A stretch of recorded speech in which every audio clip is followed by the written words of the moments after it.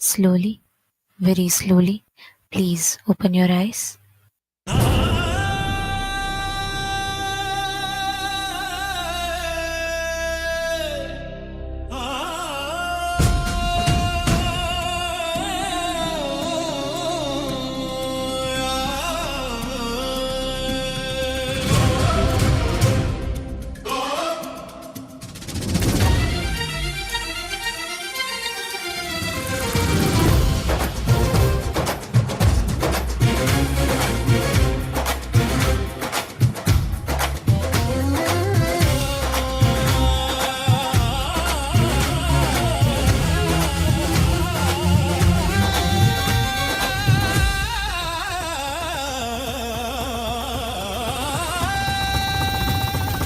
ಕರುಣೆಯನುದಿತವನೇ ಕೈಲೈ ಪಡಿತವನೇ ಕರುಮತೆ ಕರಿಪವನೇ ಕರುಣೆಯ ಜೊಲಿಪವನೇ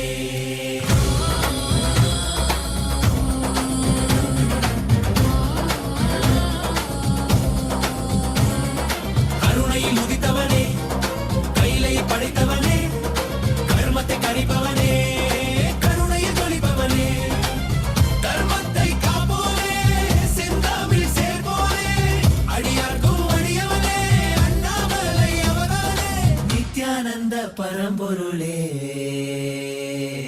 அவதார நாயகனே அவதார நாயகனே அவதார நாயகனே தென்னாடு உடையவனே செந்தமிழ் தலைவனே தென்னாடு உடையவனே செந்தமிழ் தலைவனே.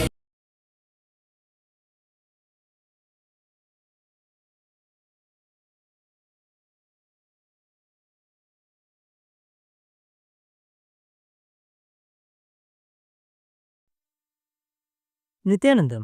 Today, with the grace and blessings of the Supreme Pontiff of Hinduism, Bhagavan Shri Nithyananda Paramashivam, we are starting the 6th day celebrations of the Maha Paramashivaratri Brahmotsavam.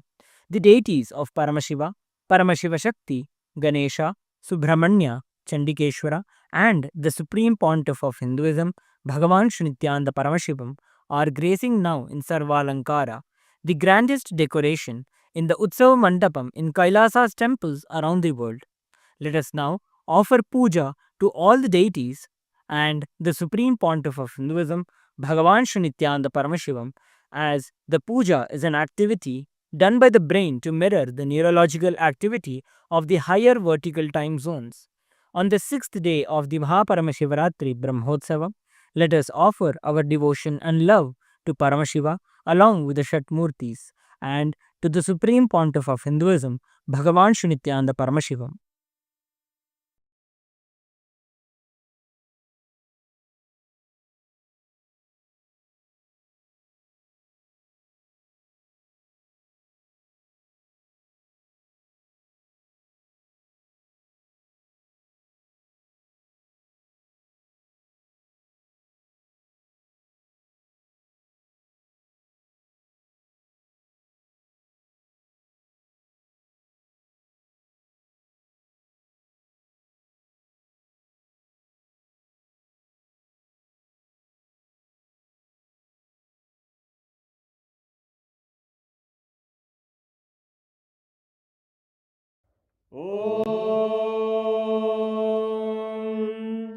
सहस्रदलपङ्कजे सकलशीतरश्मिप्रभं वराभयकराम्बुजं विमलगन्धपुष्पाम्बरं प्रसन्नवदने क्षणं सकलदेवतारूपिणं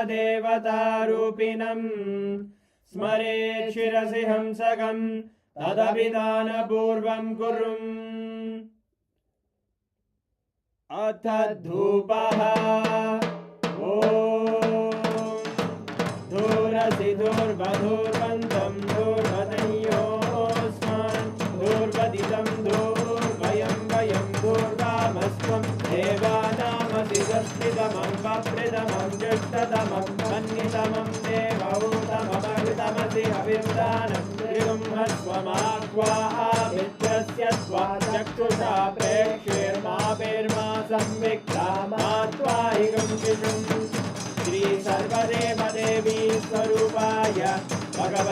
श्रीनित्यानन्द परमशिवाय नमः धूपमाग्रापयामि अथ दीपः ॐ उद्दीप्य स्वजातवेदो भग्निं निरृतिं मम पशुभृत्यमग्यमापः जीवनं च दिशो दिशा मानोहिकं श्रीर्जातवेदो रामश्वं पुरुषं जगत् अभिद्रदग्न आगहि श्रिया मा परिपादया श्री सर्वदेवदेवी स्वरूपाय भगवते श्रीनित्यानन्द परमशिवाय नमः दीपं सन्दर्शयामि अथ नैवेद्यम् ॐ मधुवातारतायते मधुक्षरन्ति सिन्धवः माध्वीन सन्तोषधीः मधुरक्तमुदोषधि मधुमत्पार्थिव पुङ्गजः मधुद्योरस्तु नः पिता मधुमान्नो वनस्पतिर्मधुभागं अस्तु सूर्यः माध्वीर्गावो भवन्तु नः मधु मधु मधु श्री सर्वदेवदेवी स्वरूपाय भगवते श्रीनित्यानन्द परमशिवाय नमः नैवेद्यं निवेदयामि नैवेद्यानन्तरमाचमनं समर्पयामि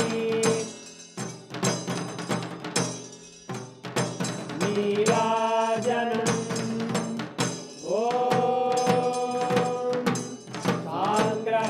साङ्ग्रहण्येश्चायतते इमां जनतागुं सङ्ग्रहाणीति द्वादशारक्तिरजना भवति द्वादशमासाः संवत्सरः संवत्सरमेवावरुद्धे मौञ्जी भवति ऊर्वैमुञ्जाः ऊर्जमेवावरुद्धे चित्रानक्षत्रं भवति चित्रं वा एतत्कर्म कर्पूरगौरं करुणावतारं संसारसारं भुजगेन्द्रहारं सदा वसन्तं हृदयारविन्दे अहं भवानी सहितं नमामि अहं भवानी सहितं नमामि अहं भवानी सहितं नमामि श्री सर्वदेवदेवी स्वरूपाय भगवते श्रीनित्यानन्द परमशिवाय नमः कर्पूरनीराजनं सन्दर्शयामि रक्षां धारयामि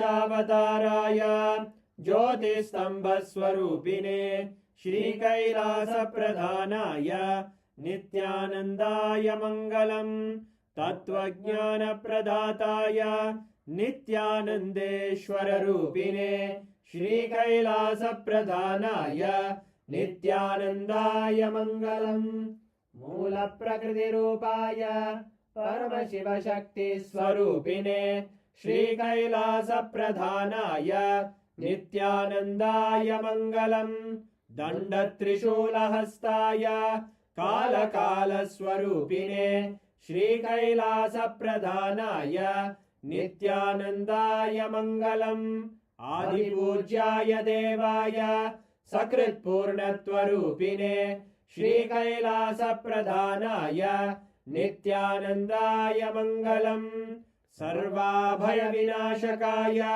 शत्रुसंहाररूपिणे श्रीकैलासप्रधानाय नित्यानन्दाय मङ्गलम् योगपट्टाभिषिक्ताय राजसन्न्यासधारिणे श्रीकैलासप्रधानाय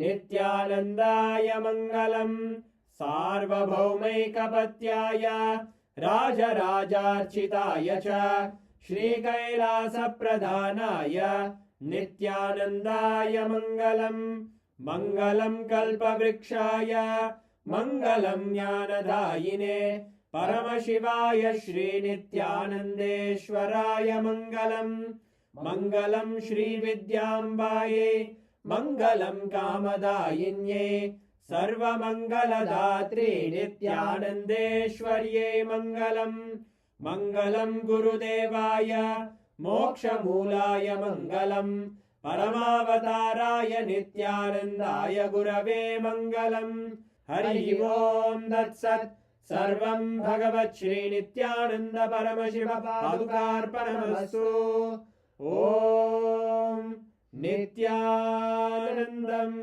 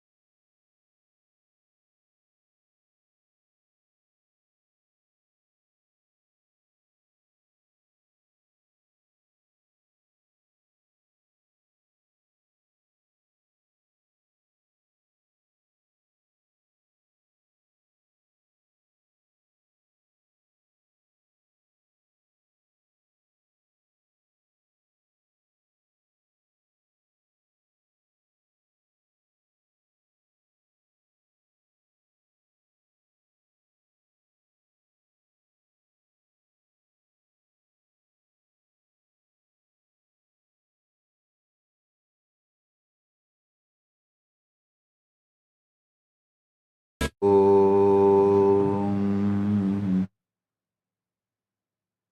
नित्यानन्देश्वर परमशिवसमारम्भाम् नित्यानन्देश्वरि परमशक्तिमध्यमाम् अस्मदाचार्यपर्यन्ताम् वन्दे गुरुपरम्पराम्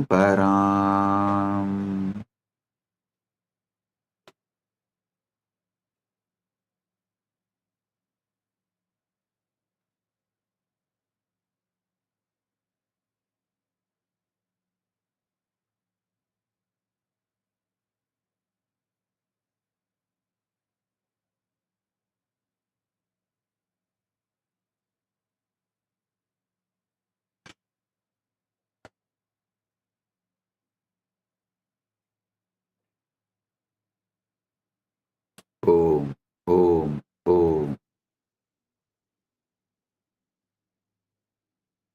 I welcome all of you with my love and blessings.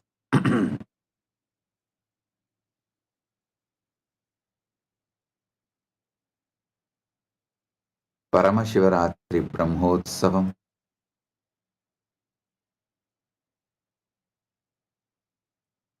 third day,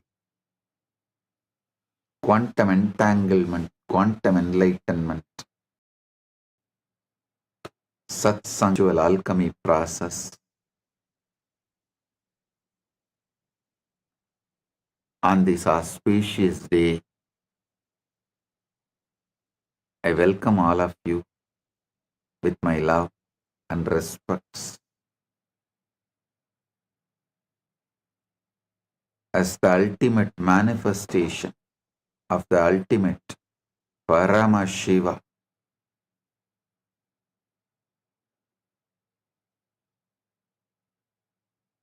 I bless you all with Paramadvaita.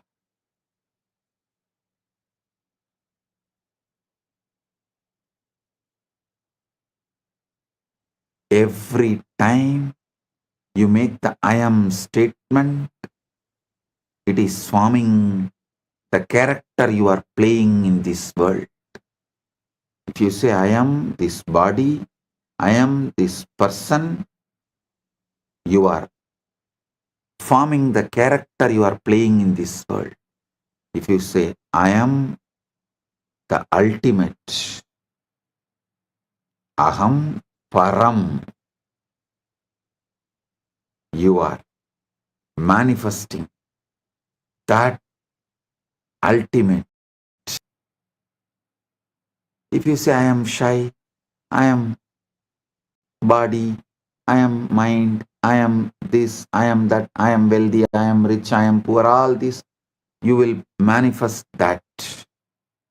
Your choices are your command, and reality obeys that command.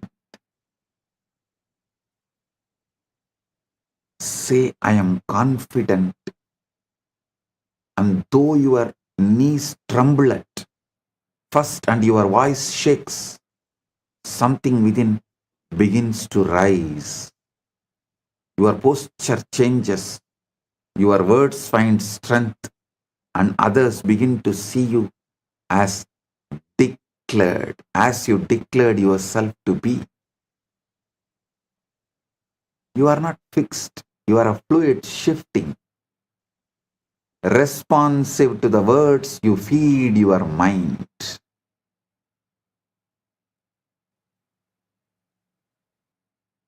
Careless words program the body, deliberate words plant life.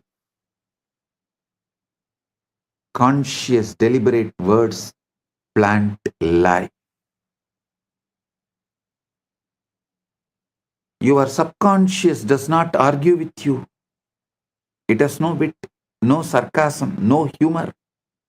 It does not analyze your words and ask whether you really mean it. It simply accepts whatever is spoken with the feeling. This is why careless words are dangerous. Learn to speak life deliberately. When you are tempted to joke about your pain, stop and replace it. When you feel fear, do not speak it aloud. Speak courage instead. Make every phrase a seed that grows into something you would welcome into your life.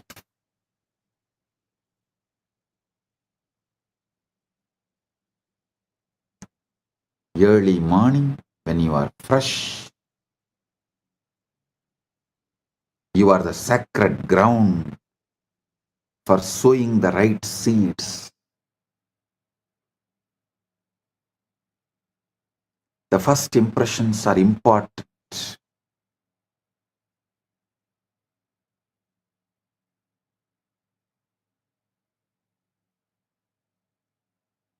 When you wake each morning, before the noise of the world rushes in, you are standing on that sacred ground. That first moment of the day is fertile soil, soft and ready to receive the seed. Speak your desires then as if they are already real. Purna. Say I am at peace. Say I am successful. Say I am loved and loving. I am surrounded by good. Do not wait for your circumstances to give you permission. Your circumstances are shaped by your words, not the other way around. When you begin each day by declaring what you wish to see, you set your inner compass throughout the day. That is why I insist on early morning yoga and puja. Because in yoga, you already declare all the right things you need to manifest. In puja, you already declare all the right things you are, so you will naturally manifest the right things. In yoga and puja, you already declare what you are, so naturally the right thing will manifest.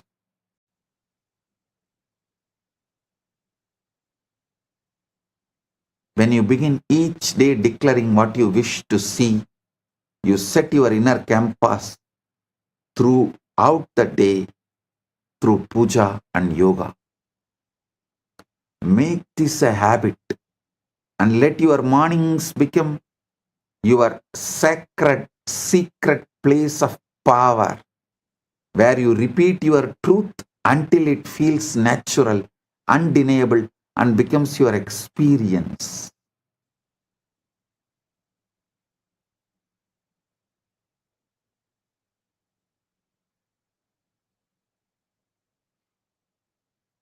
I tell you, my guru, Raghupati Yogi. Not only he was a great yogi, he was a great athlete. That local village competitions will be there during the Pongal and all that. In every competition, he will be the first. Whether it's a long jump, high jump, at the age of 75. 75, he will compete with all the youth of the local.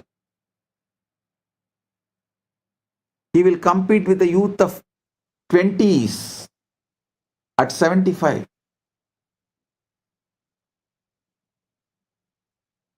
And he will say, because I rehearse, my body just obeys.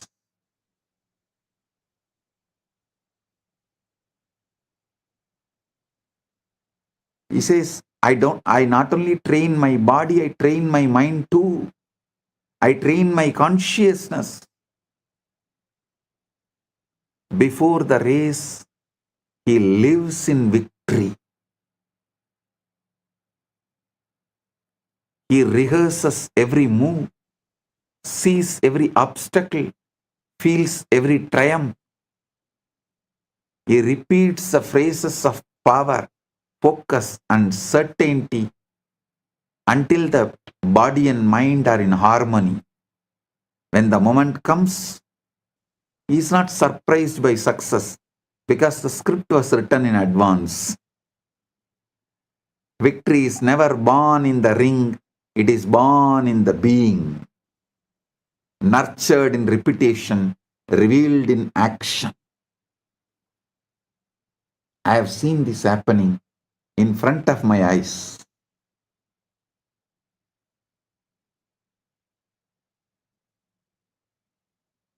That is why Guru gives so much confidence.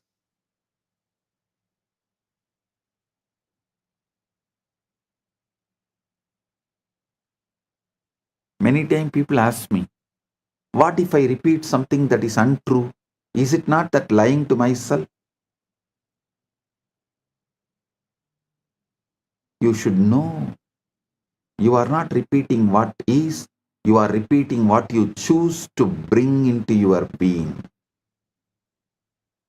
What is actually what you repeated earlier. And it is not even truth, it's a photograph of the past. Don't wait for the evidence before you speak. You speak until the evidence arrives. The mind is not a historian recording what happened. It's a creator ready to mold whatever you tell it. So speak boldly. Speak of health when sick, wealth when broke, love when alone. When the mind believes, life aligns that with that belief. Mind is a servant, not a judge. Do not fear mistakes. If you catch yourself speaking negatively, do not condemn yourself and do not fall into guilt or frustration. The mind is not a judge, it's a servant waiting to be directed.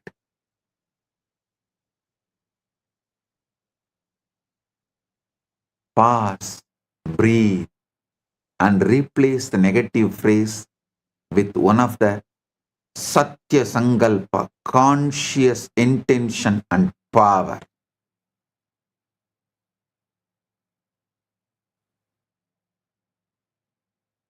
Tell clearly, negativity which came out is not your truth.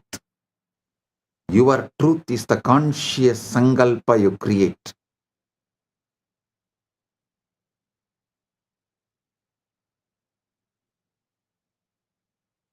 And affirm the reality you wish to create. Over time, the conscious deliberate correction becomes a habit and old repetitions fade, drowned out by the stronger declarations. Satya Sankalpa. The strongest voice is not public volume, It is the private persistence you repeat in the heart and mind.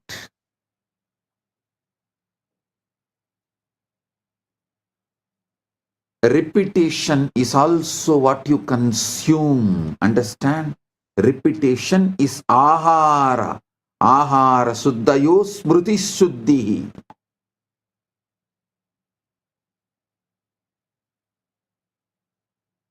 Repetition is the ahara you consume. Be intentional about the words, images, and sounds you allow into your consciousness. Repetition is not limited to your own voice. The mind absorbs what you watch, what you read, and listen to, and these become repetitions in the soil of your inner world. If you fill the mind with fear, anger, or chaos, do not be surprised when these manifest. Stop watching news. News is generated, all media. The only aim is to plant, to put the seeds, to sow the seeds of fear, anger, chaos, turmoil, riot, to keep you always in fear. Media works overtime to keep you in turmoil and to make you believe you need a government for peaceful life. Whether ruling party or opposition party, both insist on brainwashing. You need a government to govern you and keep you peaceful.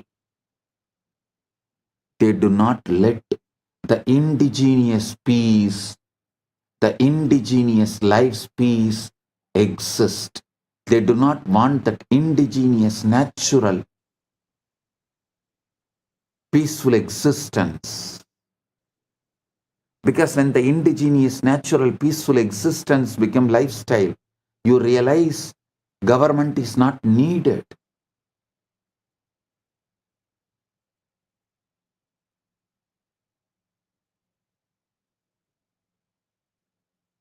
But media will not allow that. Surround yourself with words of hope, teachings that uplift, visions that inspire, conversations that encourage. Make your environment your ally. Guard your senses as you would guard the gates of sacred city. That is why in all sampradaya, Saiva, Shakta, Vaishnava, Ganavatya, Gaumara, in all sampradaya, if someone wants to achieve great inner world or outer world, enlightenment or wealth, power, anything, has to go to the Gurukul. Gurukul is a sacred ground, the monastery, whatever age you may be. Blessed are those who go to the Gurukul young age when they were young and guarded, where the environment is your ally and you build the right personality, right being to manifest the right things. Even if you missed when you were young, don't miss now. Better late than never. Come and spend at least 1 month in Paramashiva Sena program.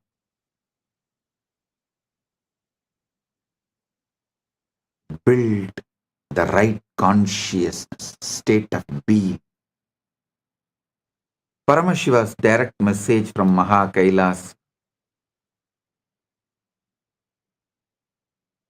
for all of us: listen, Live moksha-centric dharma, moksha-centric artha, moksha-centric kama, moksha-centric moksha.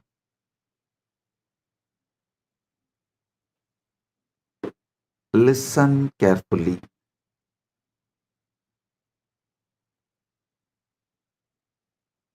I am teaching you the ultimate truths,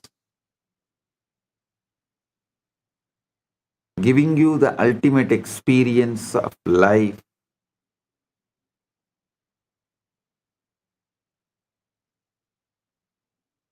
This whole Paramashivaratri is teaching you about how to use Ratri, night time,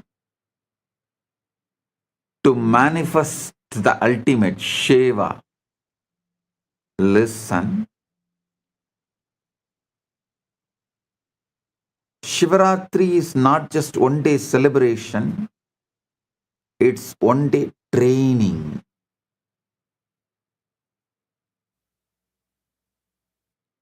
To make every night as Shiva's night.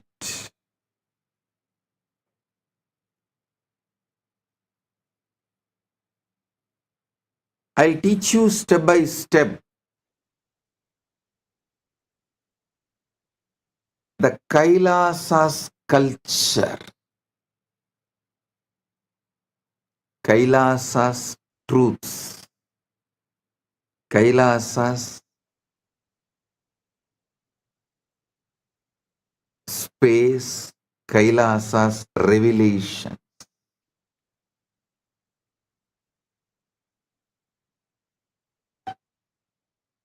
Listen intensely.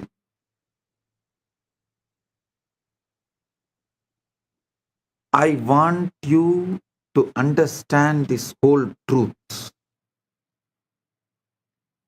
this moksha-centric life. Your whole life should become moksha-centric.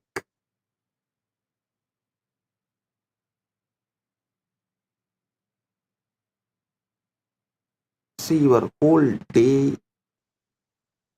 somehow goes in constantly brainwashing you to live this world-centric, focused on this world, materialistic mentality, lifestyle, ideology, philosophy-centered.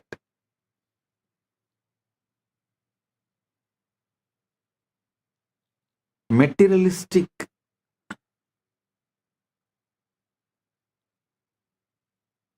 ideology, materialism-centered dharma, artha, kama, moksha, all are fake.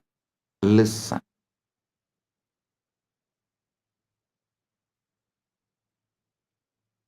You should know the big difference between materialism and moksha-centric life. See,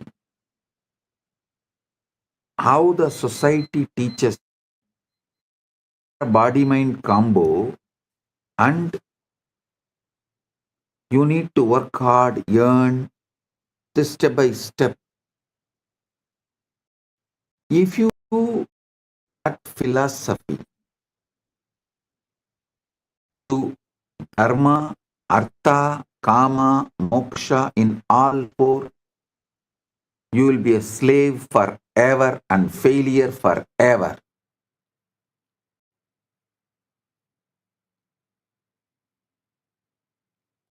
If you shift the whole understanding,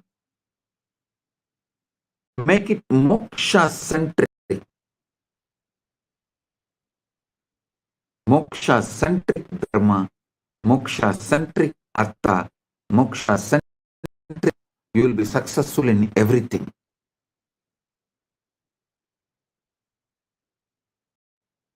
The best time to do this shift is night time. Various reasons. I can give you 108 reasons. Because your daytime is already taken away. How much ever I may tell you, you will not be able to give your daytime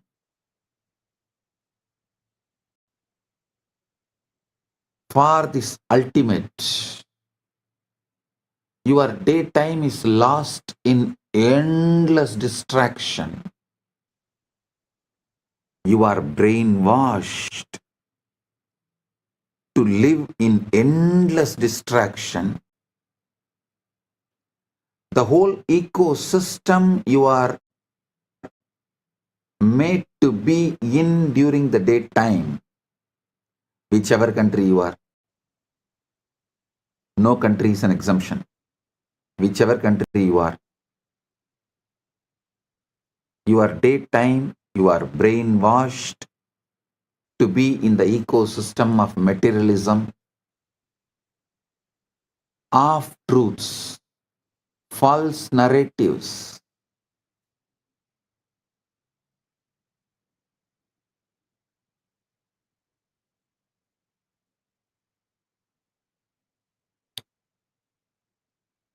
Your whole ecosystem makes you feel your actions and reaction towards your fear will bring you security. The endless distractions are the pleasure.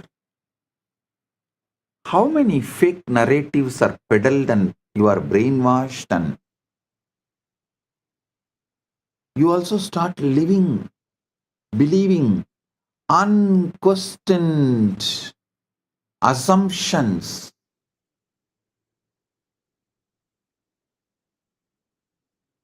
Such large blinds, larger than the black hole.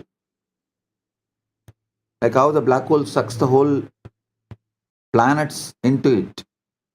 The blind spots you carry sucks your whole life into it.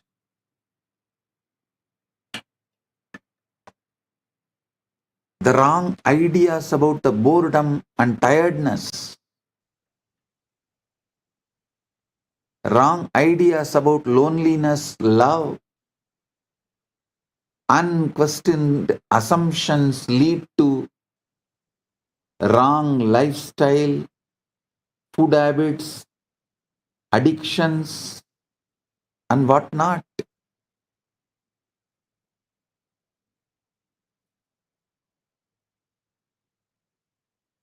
Best practical way is just give your night time to me. I will shift your whole energy and give you enlightenment. It's my commitment. This whole Shivaratri is all about awakening you how to use the night to manifest oneness with Shiva.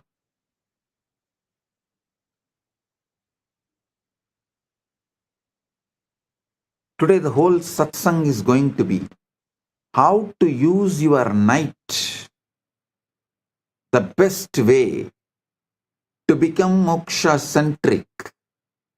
Your whole brain, body, mind, consciousness, everything needs to be rewired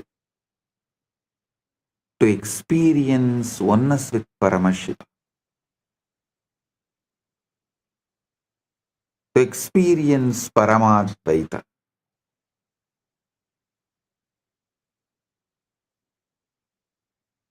So I'll reveal these truths one by one. Listen intensely.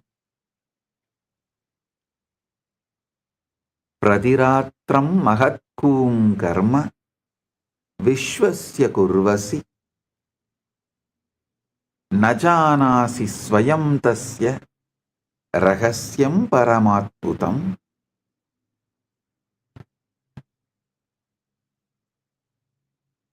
nightly disappearance and mystery of sleep. Every night you perform the most mysterious act in the universe and you don't even realize it. You lie down, close your eyes, and then you vanish. Not your body, but you, the one who thinks, one who remembers about himself, worries, plans, remembers, lives, simply disappears. Here is what thinking, experiencing, being willingly steps into oblivion. See, we have become so accustomed to this nightly disappearance that we have stopped noticing how absolutely extraordinary it is. Your thoughts stop, your sense of time evaporates, your precious identity, all those opinions, memories, and concerns you clutch so tightly simply dissolves.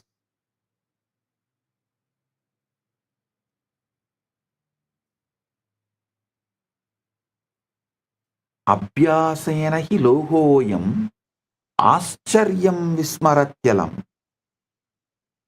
न विचारो न कालोत्र न अहंकार प्रपंचना स्मृत्यः कल्पनाश्चैव सर्वं तत्र विलीयते तथापि किंचिदस्त्यत्वय.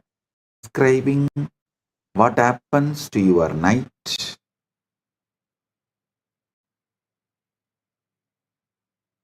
And what should happen? What happens and what should happen? So listen carefully.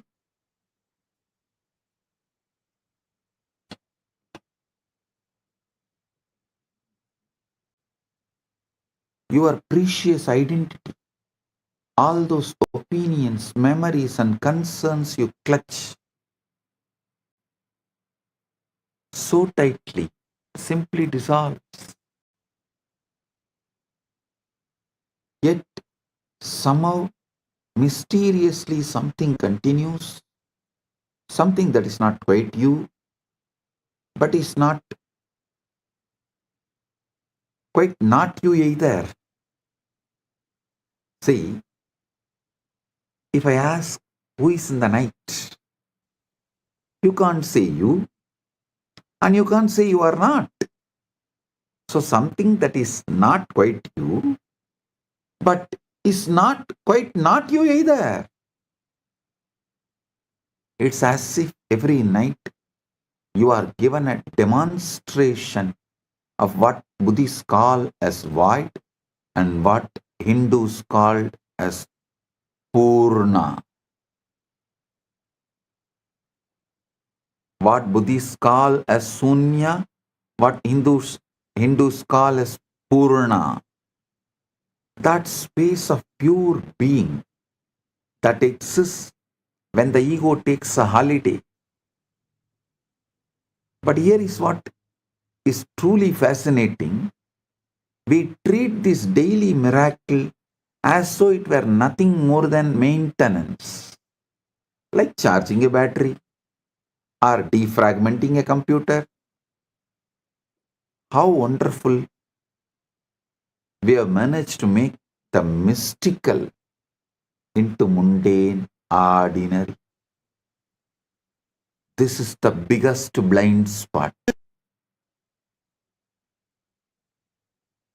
Biggest blind spot is going through this conscious portal called sleep every night and never bothered about it, never even bothered to understand about it.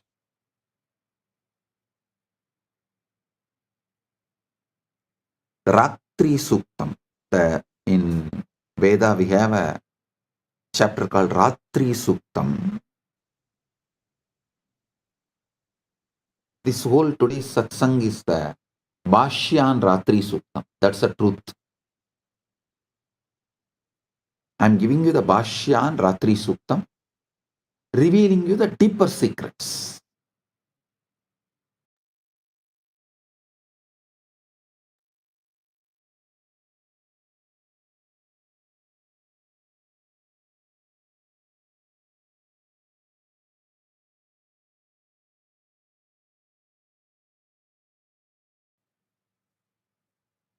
See, Yoga Vasishta says, Esha Jagarti Suptanam Prahatraya Vivekinam Haratyapadamaarthanam Vitaratya Mahatmanam. This self remains awake among those who are asleep. It strikes the undiscerning, removes calamity from the distressed, and bestows grace upon those who are not great-souled. Means even for ordinary people.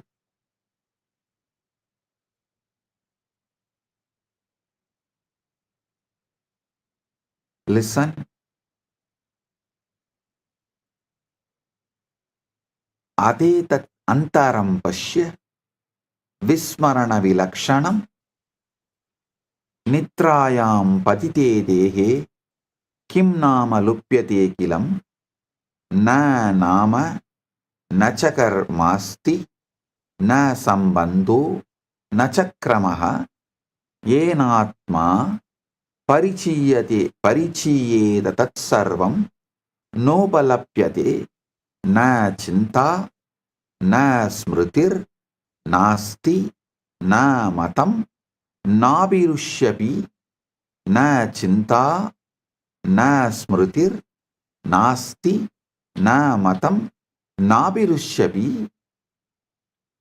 य पुमान् दिवसे एषः स रात्रौ न प्रवर्तते सर्वस्मृति विनाशोऽयं पूर्णो विस्मरणात्मकः न तत्र मरणबुद्धिः न शोकः न विलापनं कस्मात् तत्र न शोकः स्यात् नासितो य शुचिर्भवेत् योचिता सोचिता स्वयमेवात्र निद्रयालयमागतः अहो विरोधमाधुर्यं नित्यं दर्शयसि स्वयं स्वभावेन विना जीवः सुखमेव प्रवर्तते.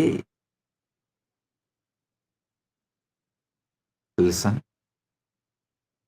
What vanishes and the paradox of existing without identity. Now let's examine this disappearing act more closely. What exactly vanishes when you fall asleep? Your name does not matter anymore.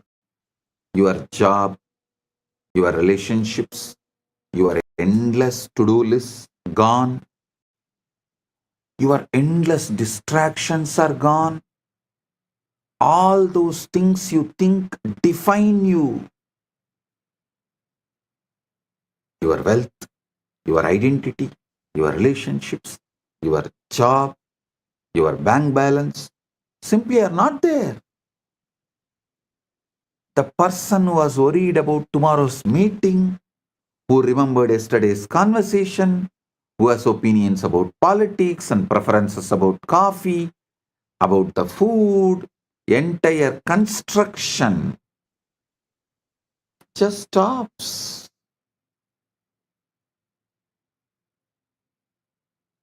It's a most complete forgetting imaginable, possible. And yet, curiously, you don't experience this as a loss or a death. There's no sense of tragedy in deep sleep. No mourning for the vanished self. Why? Because the one who could mourn has also disappeared. This is what I find deliciously paradoxical.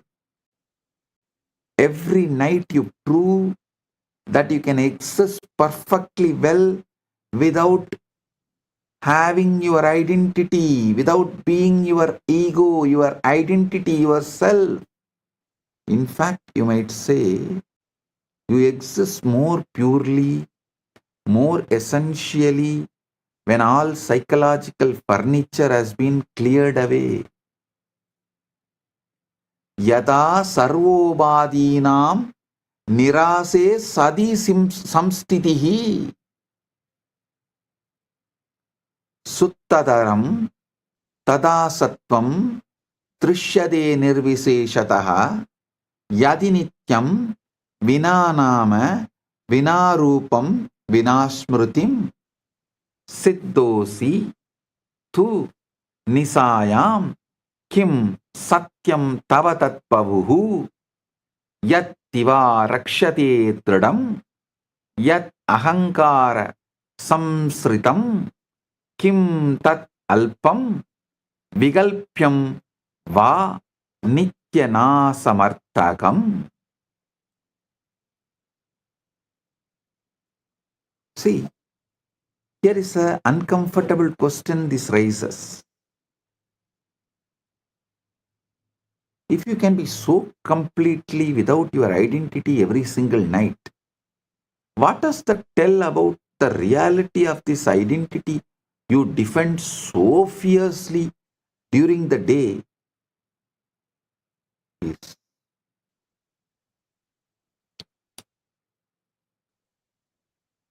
less than just dust, less than just ash. Could it be what you think you are is far more optional than you have been led to believe by the society? The brainwashing, conditioning of the society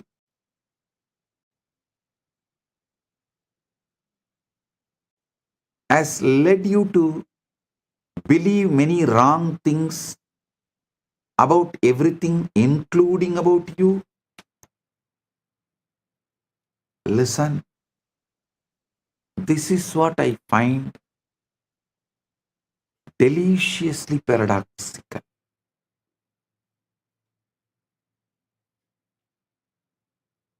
Every night you prove you can exist perfectly without being yourself.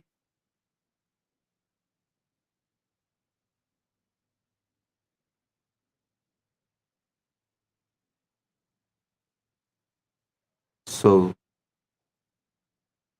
you need to realize maybe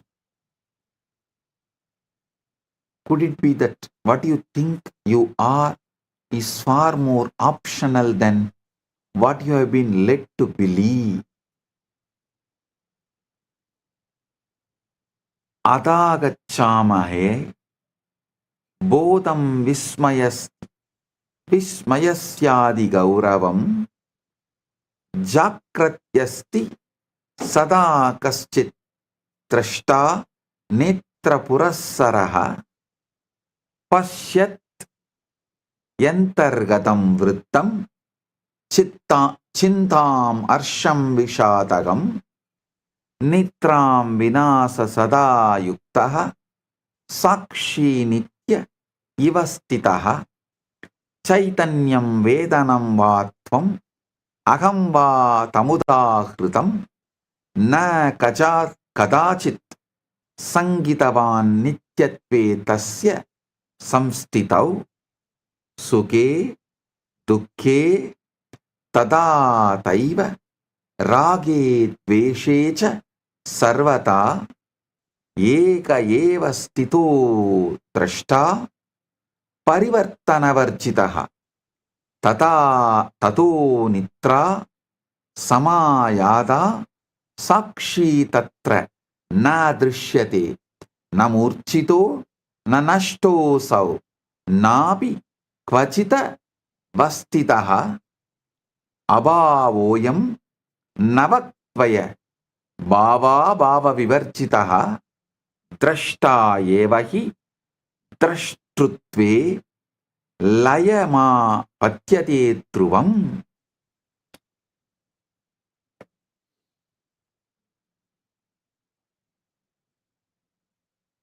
Watcher dissolves into the watching. Observer dissolves into observing. Now we arrive at something truly puzzling. During waking hours, there is always this sense of someone watching. Is it there? An observer behind your eyes, a witness to your thoughts, a constant companion who never seems to sleep. You might call it consciousness, awareness, or observer, or simply you, I. This watcher is so persistent, so reliable, that you have probably never questioned its permanence. It is there when you are happy, it is there when you are sad, it is there when you are bored, it is there when you are excited. The one constant in ever-changing experience. But then sleep arrives, and this eternal observer, this supposedly permanent witness, simply is not there.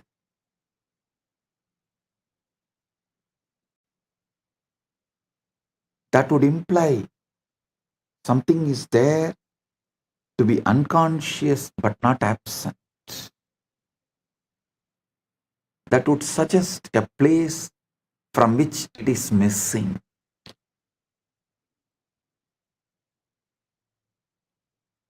Kimediti pruchandi chetanaya swabhavataha krantikari bhavedartaha bodhasyasya vicharane na drashtatvam yata manye stiro मूलः सनातनः आविर्भाव क्षणिकस्त्वेष तरंग इव वारितौ यथा निद्रा समायाति तरंगोलयं मृच्छति अब्धि तिष्ठति नित्यं तु स न पूर्णकः.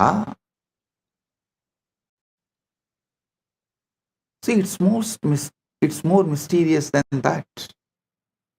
The watcher itself dissolves into watching. What does this mean? Well, it suggests something rather revolutionary about the nature of consciousness itself. Perhaps this observer you think you are is not quite as solid, as permanent, as fundamental as you have been assuming, as you have been brainwashed, as you have been conditioned by unconscious society. Instead of exploring all these great obvious truths and questions in front of us, instead of teaching this to our next generation in the school as the preliminary education, we go on teaching stupid things, especially things which is never going to be useful in our day-to-day life, which has no meaning or relevance for our living.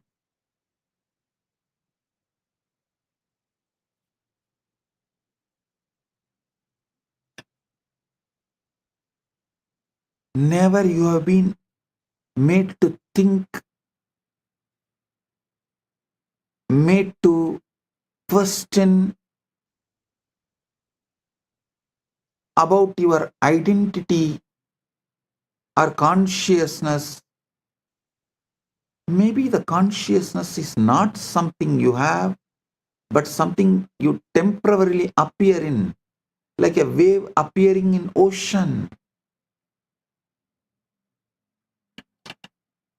Perhaps the observer you think you are is not quite as solid, as a permanent, as fundamental as you've been assuming. When sleep comes, the wave subsides back into the ocean. But the ocean itself, that remains. The question is, what is this ocean? Is less than or greater than?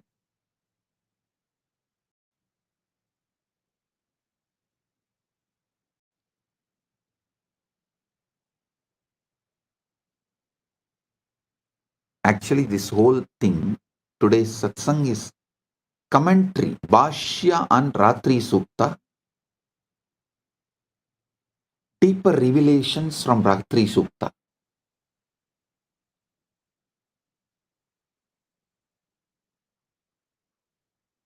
Suptau na swapno na mano na buddhihi na dehabhavo na cha kaladeshau naham na chanyo na sukam na dukkam tatapi sattvam na kadapi nashtam na kinchit lokyati tatra chetaha na kinchita kankshati na smarathyapi anubhava bhavasame vi tasmin astitvamatram pravi vatyadiya diva na drishyate na tatra na vetyadava na bhukta bhogo na cha bhoga sadhanam tata vibodhat prabhutyate janaha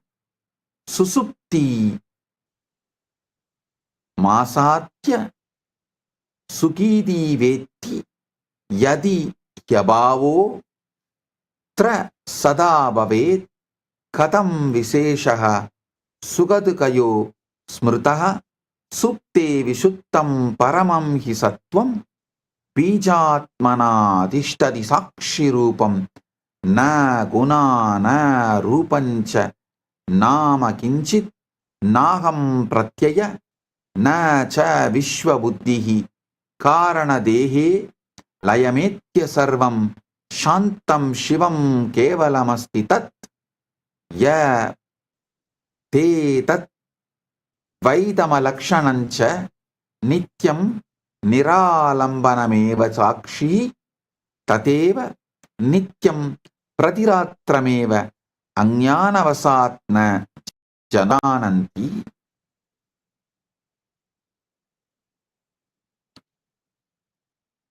Listen, it gets even more mysterious, because sometimes in the state where you have supposedly vanished, the most extraordinary theatre production begins.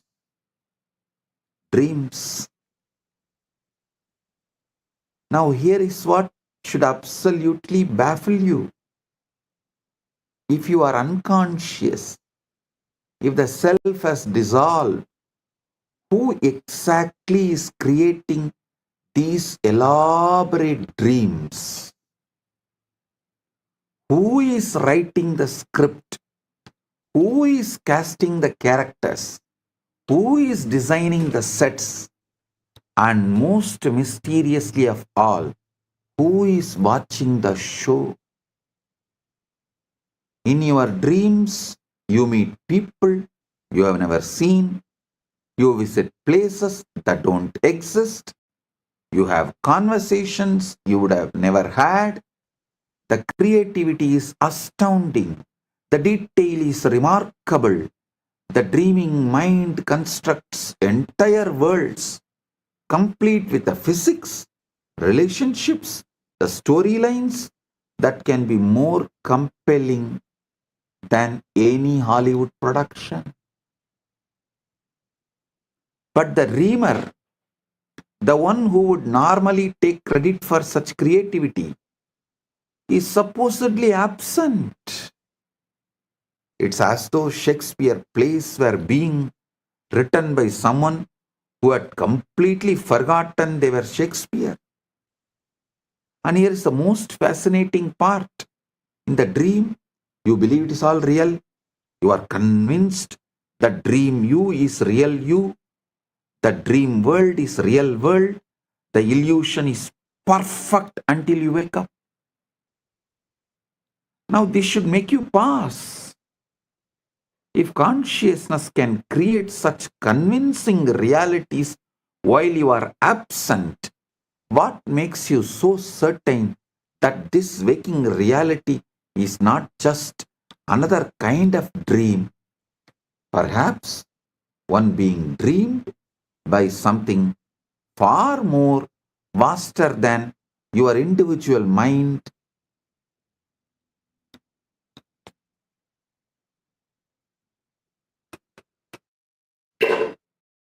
It is dreamed by something far more vast than your individual mind.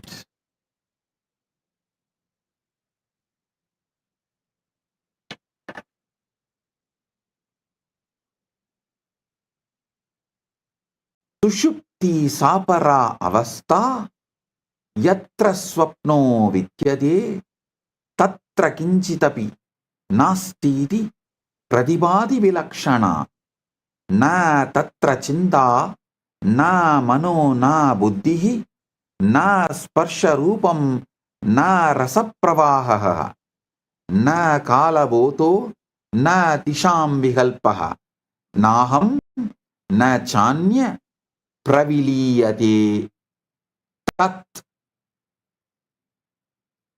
tatapi kinchit pariseshameva na sunyata sa na sa bhavanasa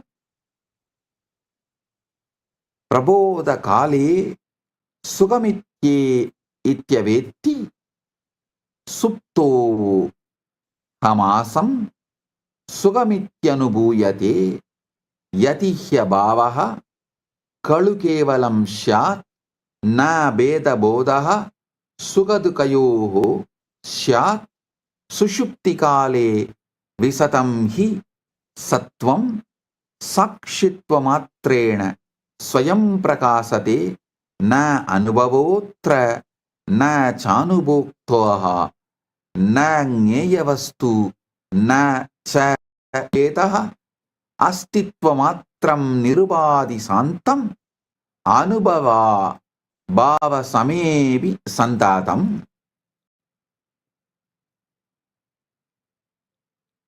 नाट्योपमाने विवेचनीयं न दृश्यते किंचन तत्र किंचित् तथापि सत्ता न विनश्यते हि प्रपंचलीला लयमेव याति कारण सप्तेन मुनिपृक्ता अवस्था सा बीजरूपा हि नित्या न गुणा न धर्मा न च नाम रूपम नाहम प्रत्ययो न विकल्पलेशः यदेततात्मा स्वयमेव सुप्तः न कर्तृ भोक्यादि विभागयुक्तः न एव शान्तः परिपूर्ण एषः प्रत्येकमात्र प्रतिरात्रमेव यतन्विशन्ति तपसा च योगैः ध्यानैः समाधौ सा चिरं मनीषिणः तदेव सर्वे सुषुप्तिकाले स्वभावतो यान्ति न जानन्त्येव. Listen. Let's venture into the most mysterious territory of all, which you should have been taught by 5 to venture.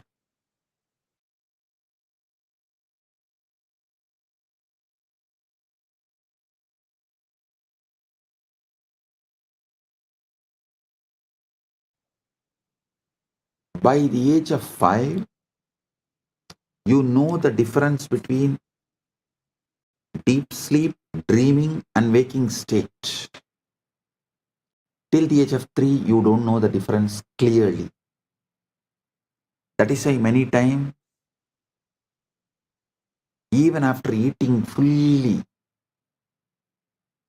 kids start crying in the dream state when they feel the hunger in the dream.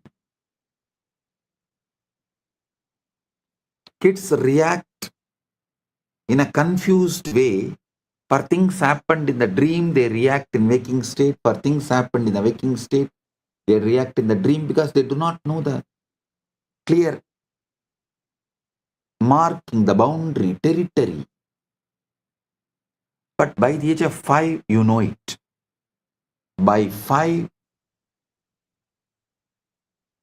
any intelligent society should have started teaching you and made you question, understand this whole dream, deep sleep, and waking state.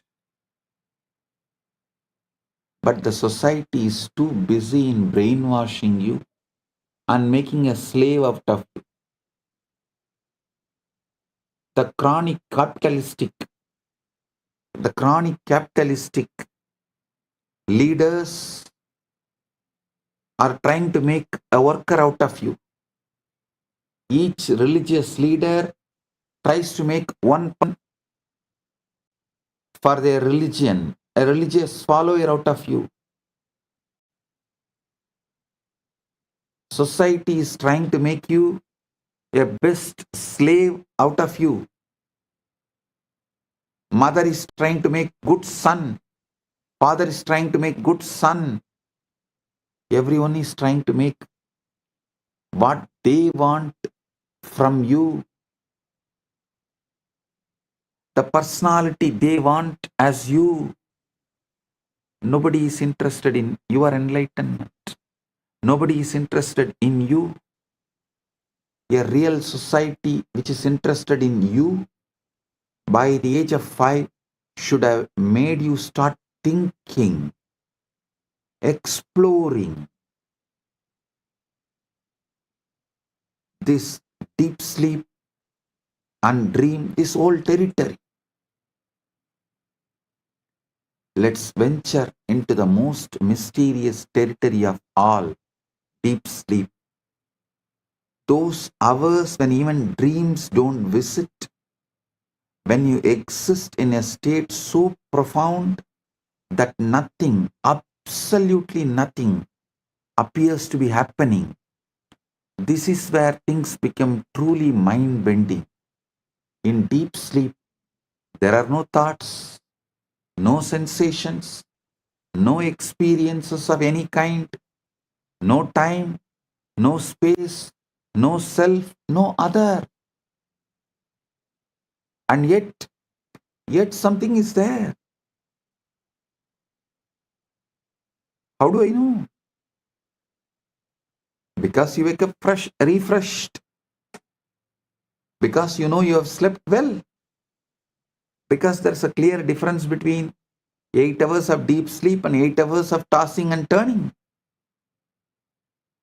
If there was truly nothing there, how could there be any qualitative difference at all? This is what I call the deep sleep paradox. Pure being without any content whatsoever. Existence without experience. It's like a theater with the lights off, the audience gone, the actors departed, yet somehow mysteriously the show goes on. The mystics have a word for this state. They call it Karanasarira, causal body. Karanasarira, the most fundamental level of your being.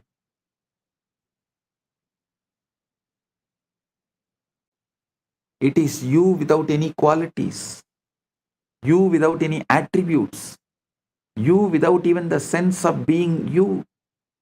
Meditation, in philosophy, in religion, you experience it naturally every time you fall into deep sleep. The cosmic joke is that enlightenment puts you to sleep. Your existence aware of itself without needing to think about it. What is shocking is that you visit this state of perfect peace, perfect wholeness, perfect being every single night, the very thing you are searching for in.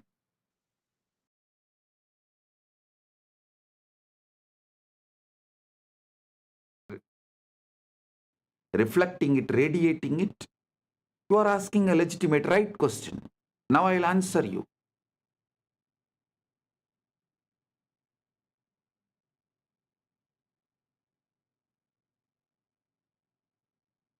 From yesterday, I'm explaining so many different points,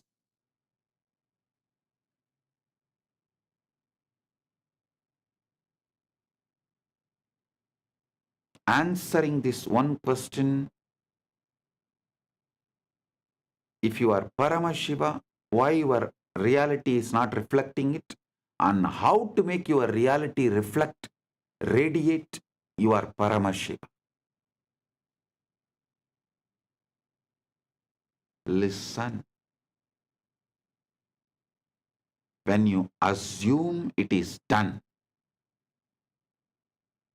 when your original assumption, original identity about you, if it is done, means Paramashiva, your ultimate Param Aham, Aham Brahmasmi,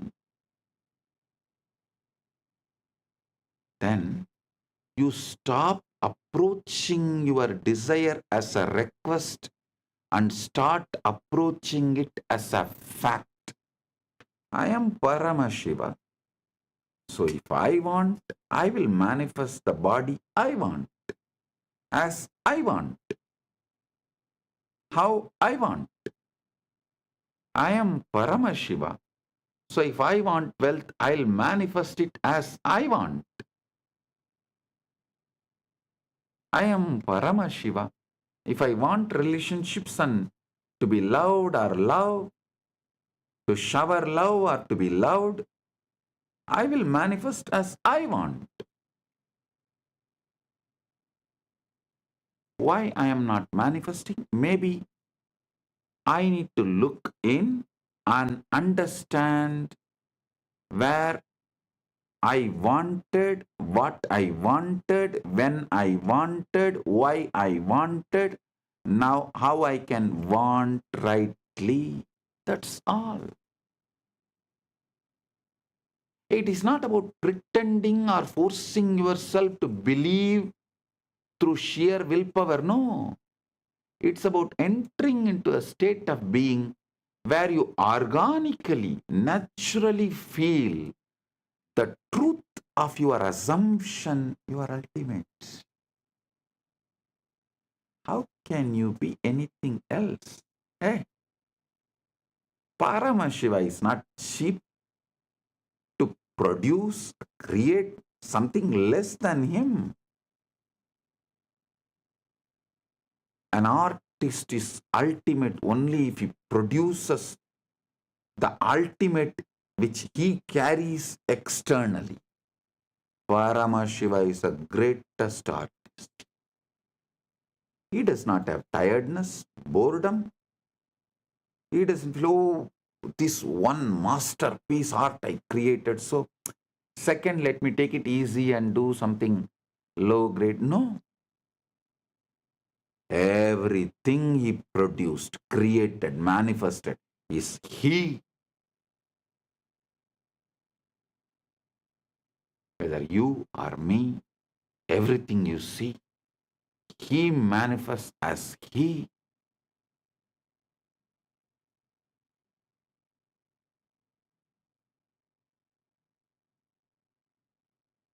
Just organically understand the facts I am presenting, you will see the truth very clearly. The truth I am revealing about your original assumption. Your original assumption should be you are ultimate.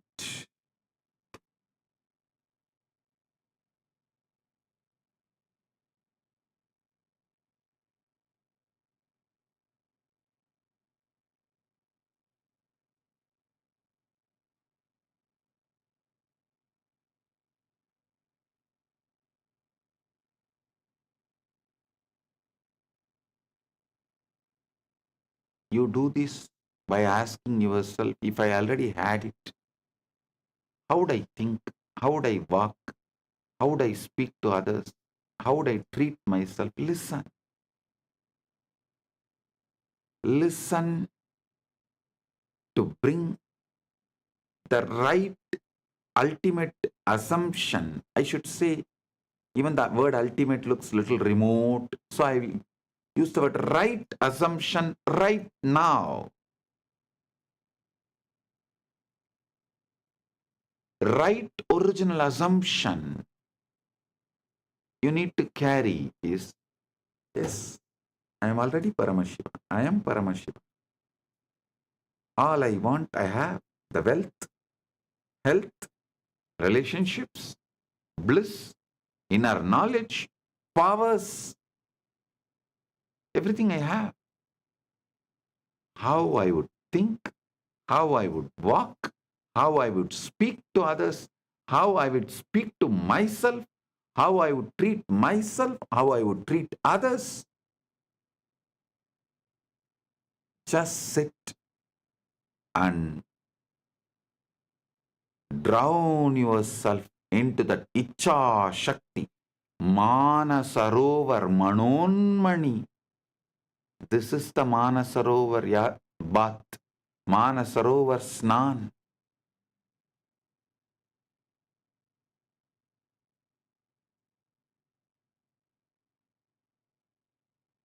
Do this.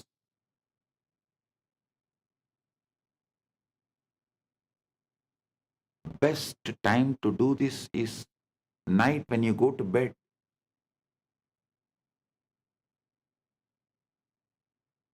You are entering into your Karana Sarira. The word Karana Sarira, listen. The West calls your sleeping state as unconscious or subconscious, dream as subconscious and deep sleep as unconscious. No. In the East, we call it beautiful word.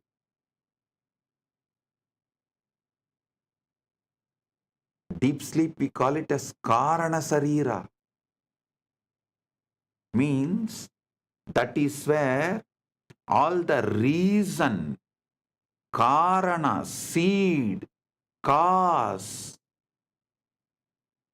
for why you are existing the way you are existing is there. So every night, don't think when you fall asleep your day ends. No. You are working in your warehouse, the Karana Sarira. Your cause. All the reasons, causes of why you are, who you are, what you are falling into that.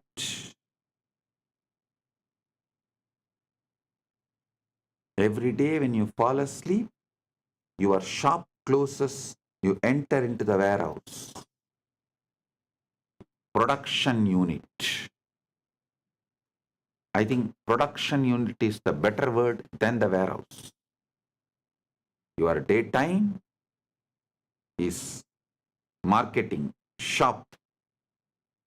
Your nighttime is production unit. The time you attend to the cause.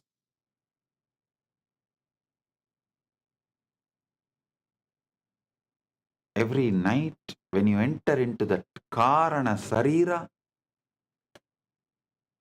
that is why I insist all my disciples study little Sanskrit.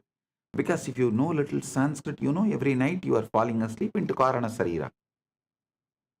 Even if you know these facts, that one day you will think, wow, why is it called Karana Sarira? If you only know the English word, every day night you fall asleep, you fall into subconscious and unconscious. You will think, why am I wasting time there? What's the use of it? Then you suffer with a sleep apnea. But if you know, every night you are falling into Karana Sarira during your sleep, you will know what should be done. Then it will become the real productive hour of your life. The real productive hours of your life is your Karana Sarira sleep time. All great people who achieved all great things which humanity is celebrating used their Karana Sarira, their time with Karana Sarira with a clear purpose and conscious involvement.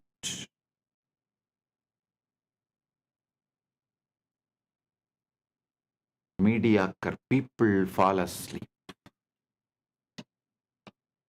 Great people use night time, your sleeping time, to be in the Karana Sarira and generate, manifest what they want as life. That is why not only Krishna, all spiritual scriptures of Sanatana Hindu Dharma says, yogi does not sleep in the night.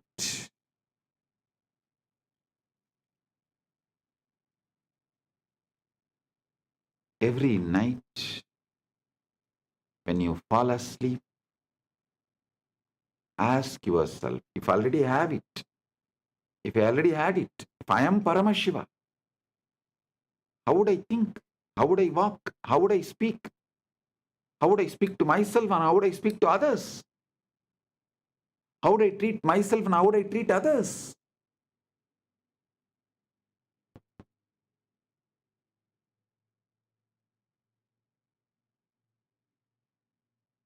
Visualize, think, plan how you will manifest when you fall asleep, when you go through the Manasarovar Snan, Manon Mani, Karana Sarira. When you wake up, manifest it, live it, stand tall as Kailasa. Kailasa is your waking state. Manasarovar is your deep sleep.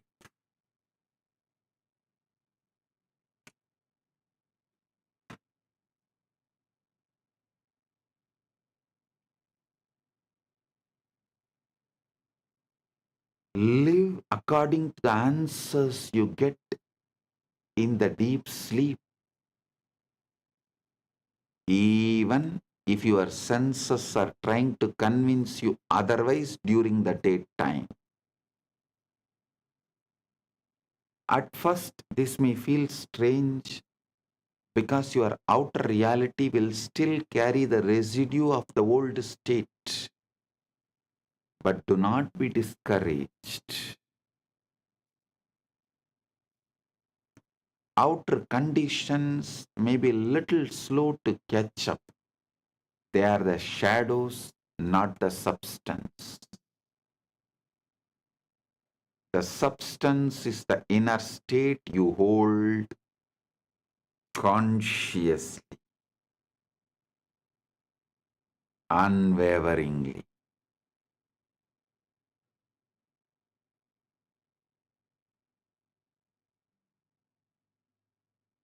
Your mind is the director. The world is the stage. The moment you accept the role of Paramashiva inwardly, the scene begins to change outwardly. Hey, listen.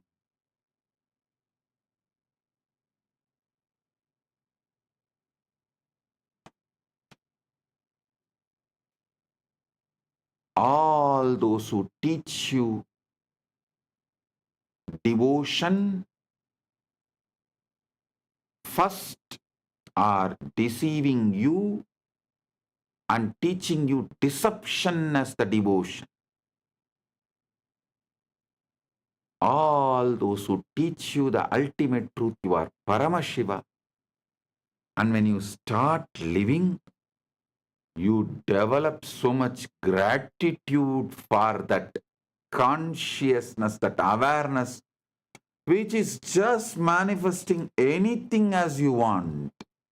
And you fall in love with your own consciousness. That is devotion. Swabhakti, Guru Bhakti, Atma Bhakti, Atma Murti Bhakti is all one and the same.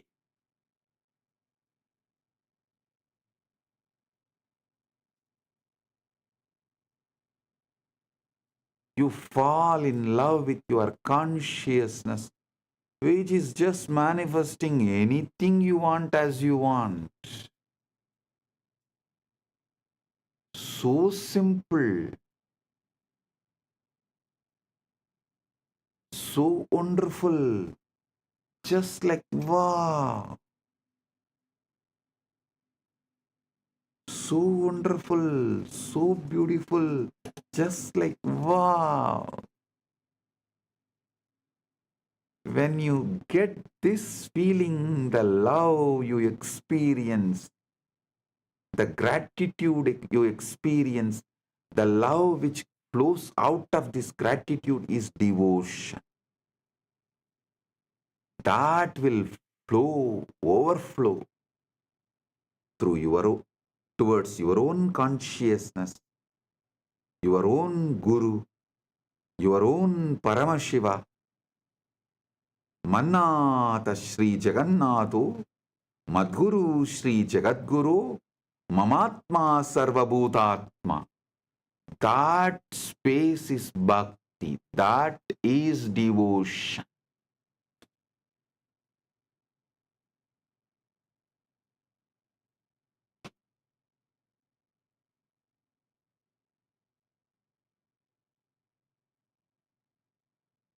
Do not wait for the circumstances to give you permission to feel successful, happy, loved, or abundant.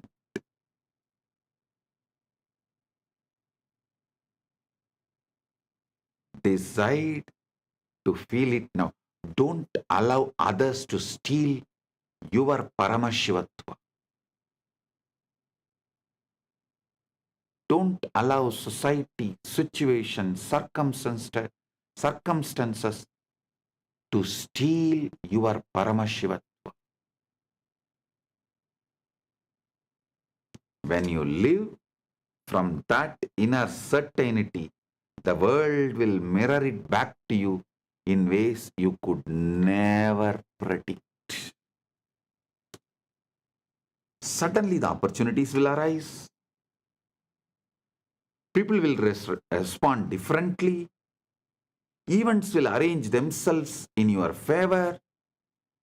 You will no more have tiredness, early morning, or boredom to do yoga or gym, or attachment to the addictive food, the unhealthy food.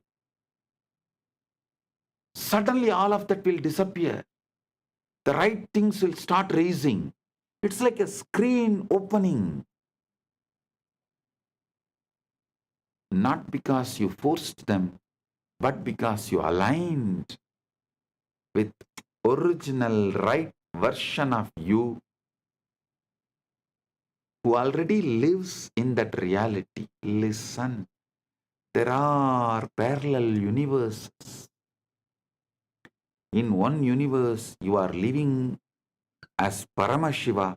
In one universe, you are living as a human.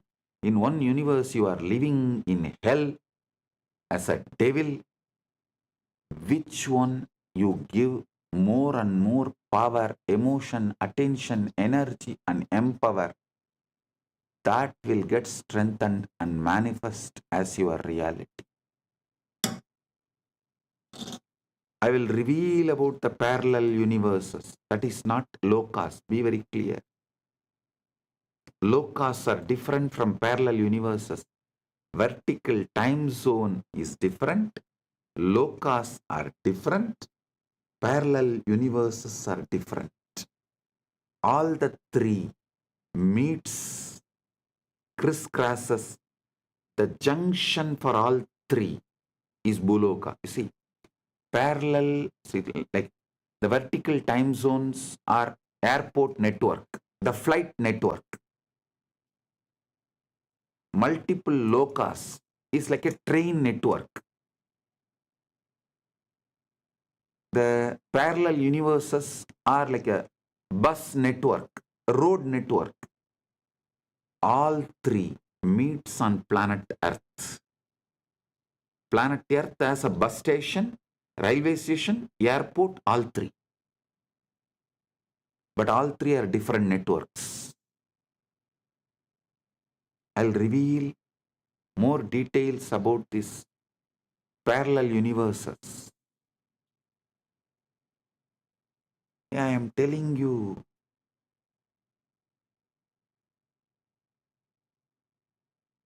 how many of you have seen that Interstellar movie? How that guy comes back and tells the daughter, don't allow me to go, don't allow me to go, somehow stop me. Same way I am telling you. Don't assume you are a body-mind combo. Don't assume you are a body-mind combo. You are Paramashiva.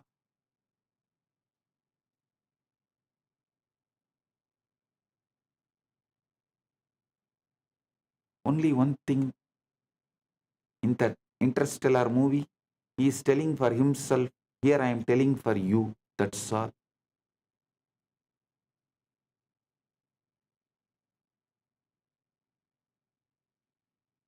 Actually, right now,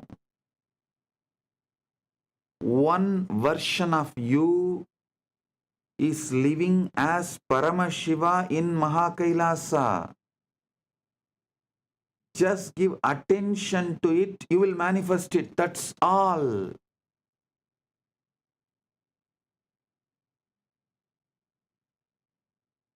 The key is persistence. Persistence. Collapses the gap. You cannot step into a role for an hour and then return to doubt for the rest of the day. Hold the state as naturally as you hold your own name.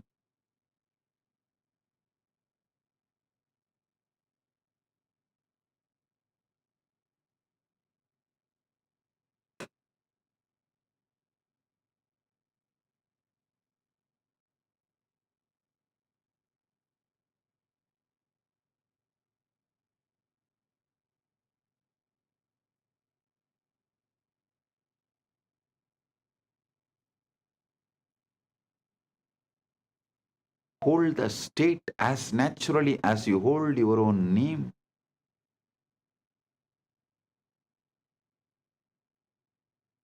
Carry it in your posture, your words about yourself, your inner dialogue, your words towards others and your inner dialogue, your emotional baseline and energetic posture.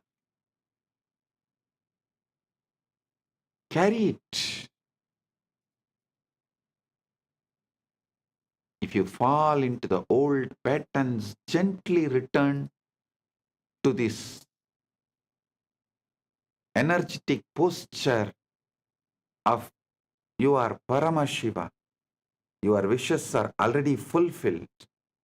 You are the Kalpataru. Not only fulfilled for yourself, you are powerful to fulfill for others.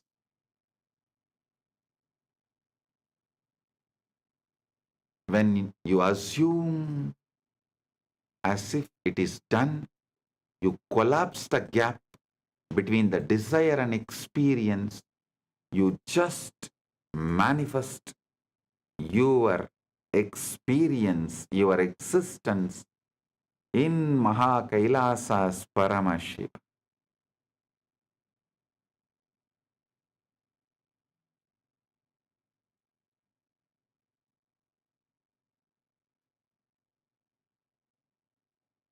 You are no longer someone trying to get there.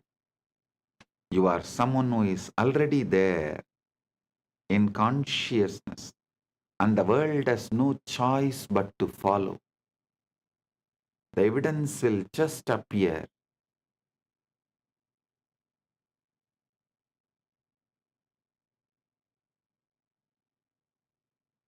It may take little time, but it will appear only after you stop looking for evidences and decided to live it.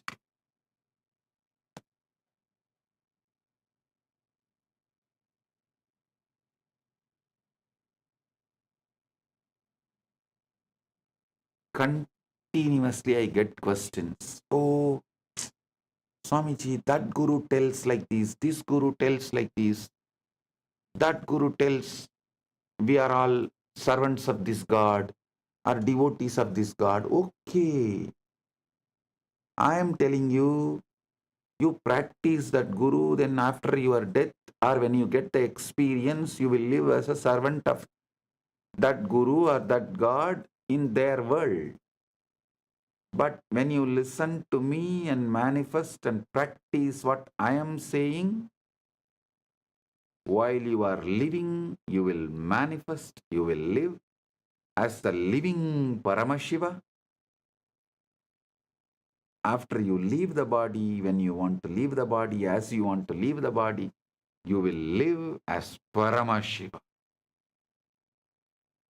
Paramashiva is not one, infinite. How can the infinite be one? Don't you see? When you assume mentally infinite is one, you are having a huge blind spot, bigger than black hole.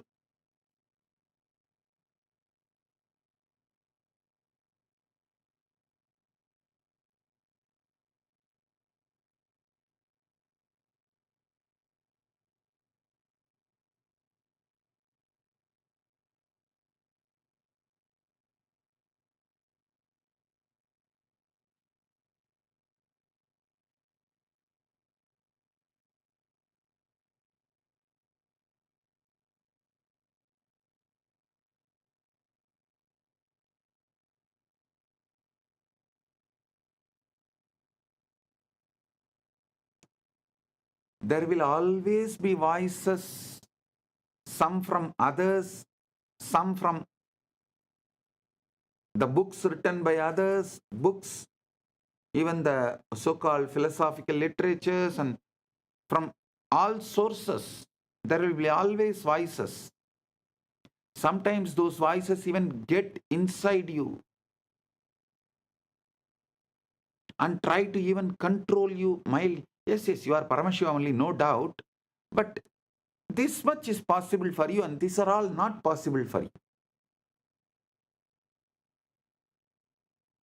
And your mind will even try to tease, oh, if you think you are a Paramashiva, you already achieved Paramashiva, why don't you just grow 25 heads overnight? Listen. Listen. Don't ever think it is not possible. Don't ever think it has some complications.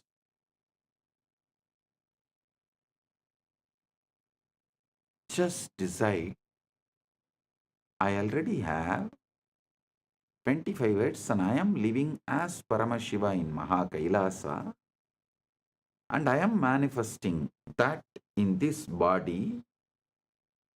Whatever I want to manifest right now, let me start manifesting. When I really want to manifest, or when I need 25 words, I will show that. I will manifest that.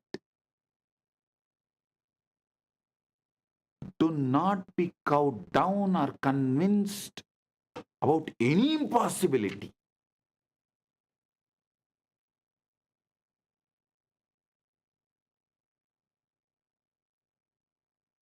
The outer voices will measure your potential by your current situation, by your past failures, and by their own limited vision.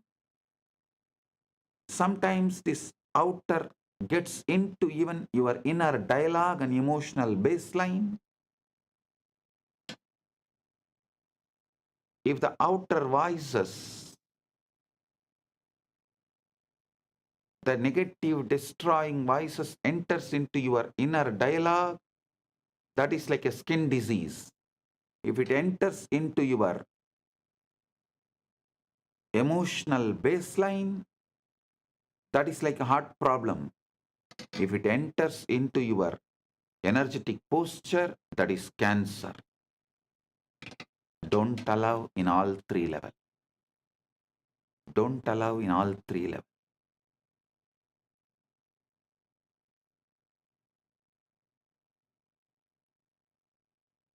If you allow these voices to dictate your thinking, you will find yourself trapped in the same reality they believe in.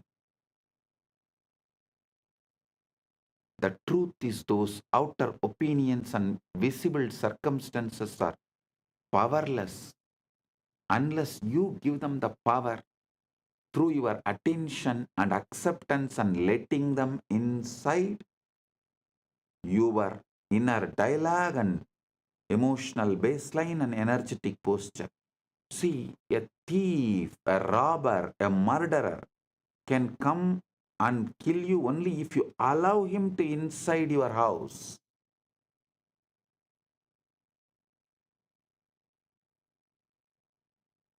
Safeguard yourself so strong they are not able to enter. Be aware they don't sneak in the form of guest.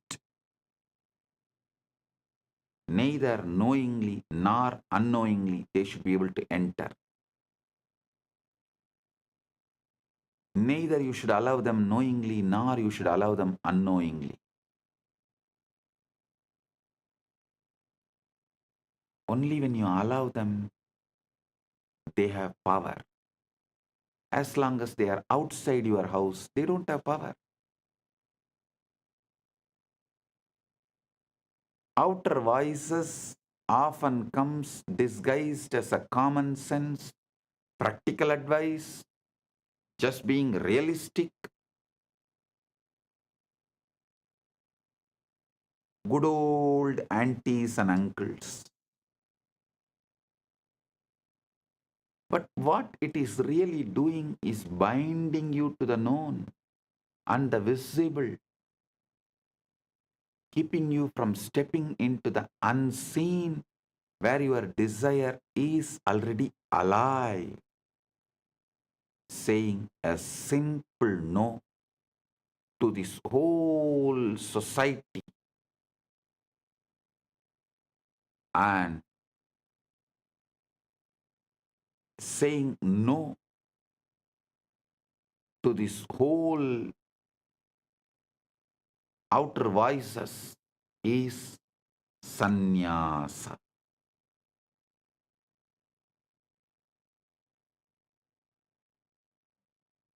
That is becoming Kailasavasi. If you want to create something great, new, you must learn to silence these outer voices. If you do not silence them, they will continue to pull you out every day. And You do not silence them by arguing or convincing others to agree with you, no.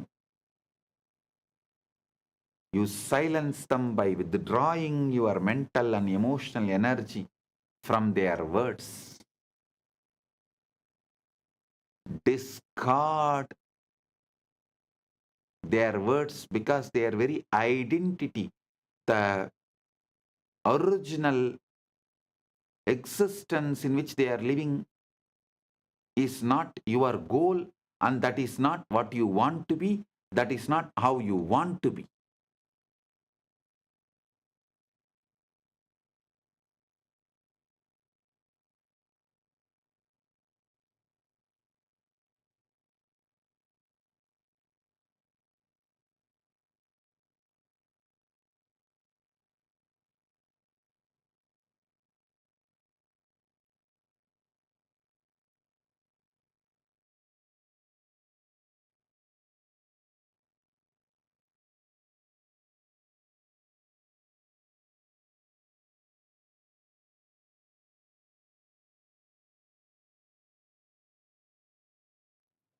You do not need, you don't need any pre-qualification for manifesting the ultimate other than your conscious decision, your will. That's all. Listen. All your doubts, problems, questions, I know it much more than you know it. You know only how you perceive the doubts in your mind, but I know even the roots from where it has come.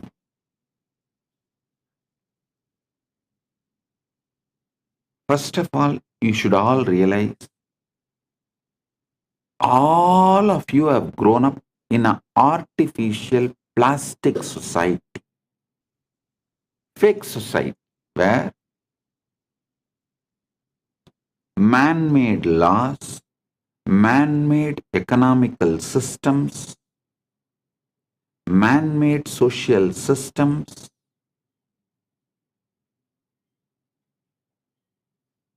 with large blind spots and exploitative motive,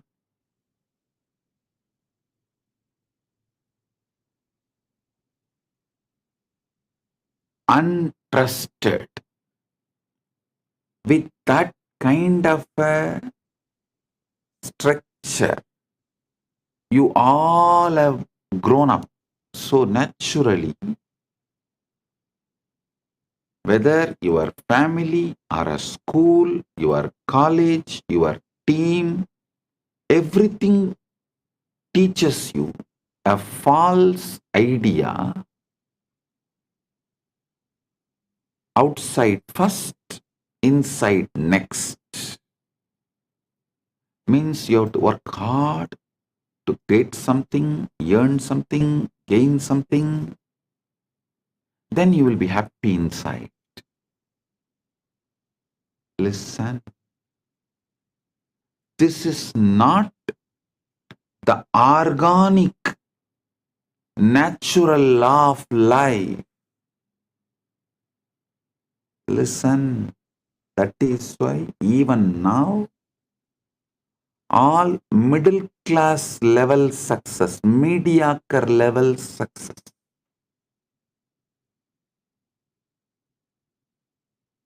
maybe few houses, few cars, little money in the bank,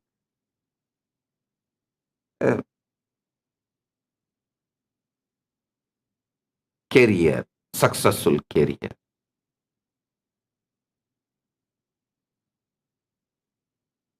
Only all these can be achieved if you follow the rules of the unconscious society, because it is designed to keep you mediocre. It is designed for mass. Don't follow the mass. Many times in the mass, M is silent.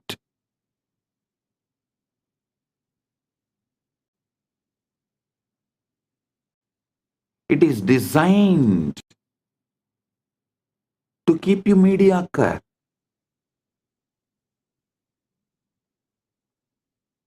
This is the knowledge for generalized. See, the moment you generalize, the organic growth is destroyed.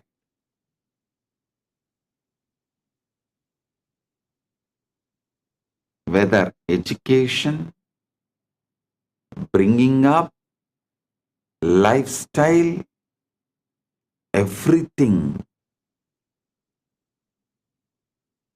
Knowledge, the ideas we teach, the groom and make people experience everything is specialized in royal schools. Understand? I treat you all as the students of royal school. I am not giving you the generalized teachings given to the mass. No. I don't even want to call my followers, my disciples, my devotees as seekers. No. You are not seeker. The right word for you is manifest. You are not seeker.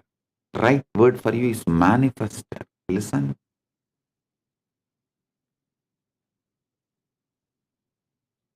The primal assumption, first assumption you build about yourself, unconsciously or consciously, forced on you or you voluntarily build it, married or raped, anyway, the child you give birth, unconscious,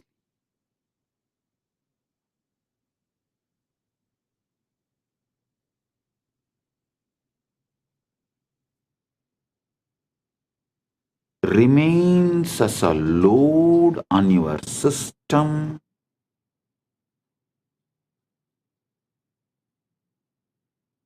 continues to keep you focused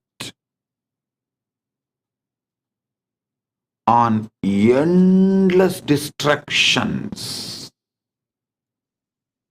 It is not even something productive in your life about what you want. It's not even making you healthy or wealthy or happy or blissful. It is just you are stuck with the impossibility and you are rotting in a rut. Just see, look around. All enlightened beings know it is very difficult to break the primal assumption, the preliminary assumption you have about you. Sometimes it takes even janmas to break the preliminary assumption you have about you.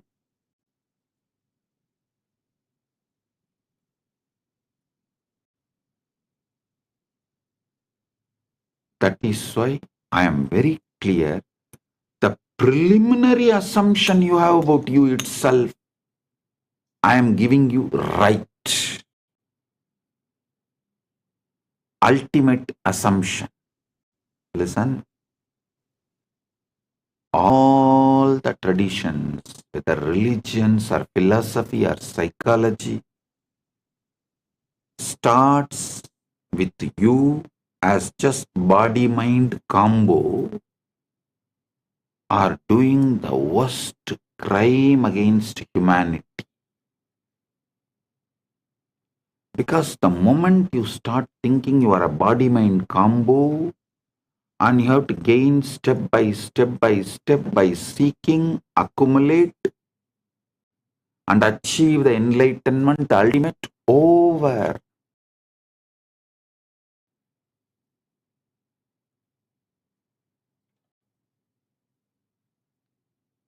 You are put in a bullock cart,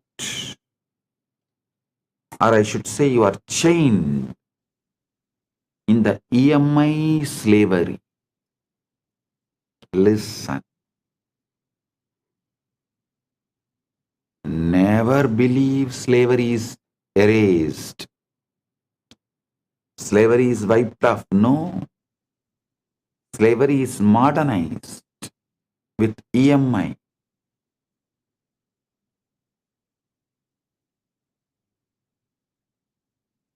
Economy should be indigenous. Religion should be indigenous. Social rules and regulations should be indigenous. Food should be indigenous. Clothes should be indigenous. Even social laws, criminal laws, right, wrong, philosophies, all should be indigenous. Organically grown. Not because someone commits a crime in remote area. The preventive laws and rules imposed on us who don't even have an idea about those crimes.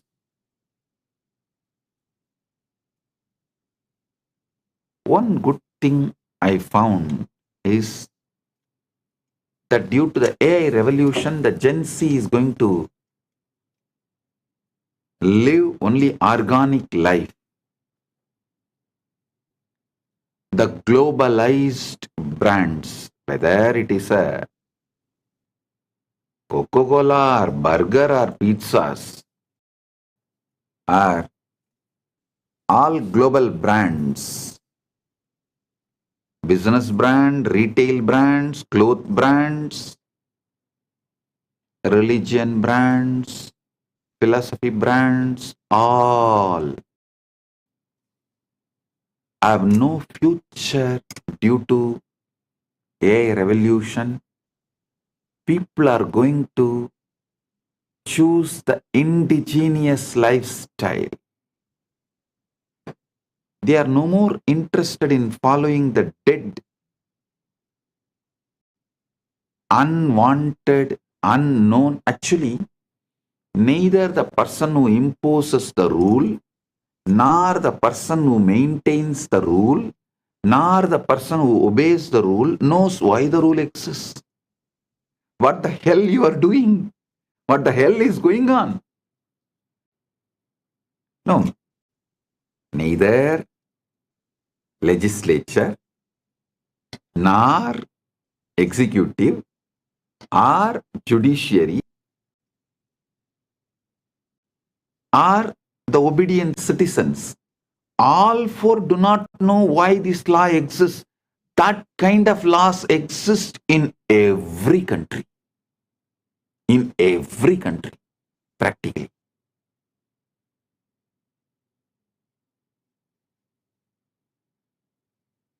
If you start seeking the root of the law, some assumptions happened in some roundtable discussions 150 years ago. Is the origin of the law absolutely irrelevant. But unfortunately, these laws are teaching you your primal assumptions, primary assumptions, preliminary, original, first assumptions about you. Your first assumption about you need to be corrected and the truth to be told. Don't start as a body-mind combo. Even the religious structures and philosophies which begins telling you are a body-mind combo and that body-mind combo has to work and do something, this, that, yearn and achieve enlightenment, dump it. They are making hell for you. No.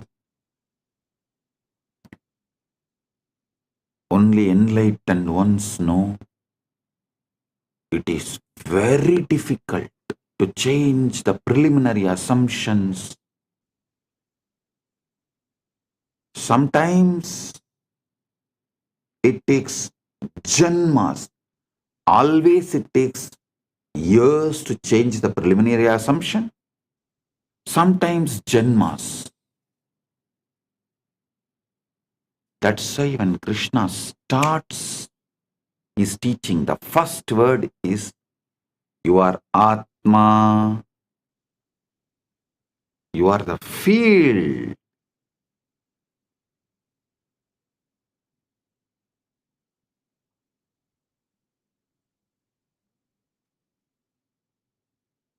You are the field which is carrying the ultimate,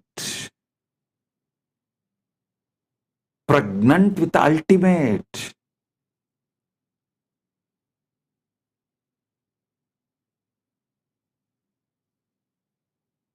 When I tell people, you are ultimate, many of the even sincere Hindus who are trying to achieve enlightenment, educated in scriptures, even they try to say, Swamiji, what you are saying is ultimate truth. We know, but I don't think it should be taught immediately.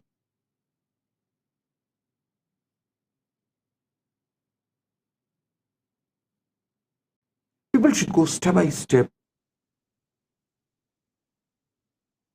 You are doing wrong by teaching the ultimate truth immediately.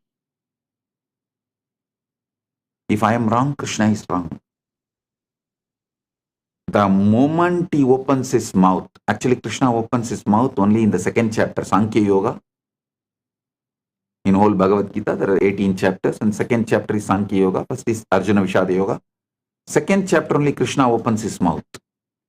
The moment he opens his mouth, the first thing out and falls. You are Atma. You are the field.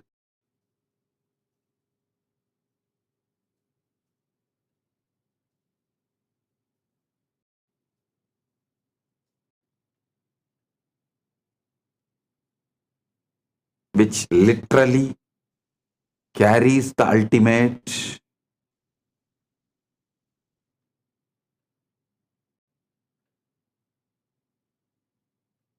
Listen.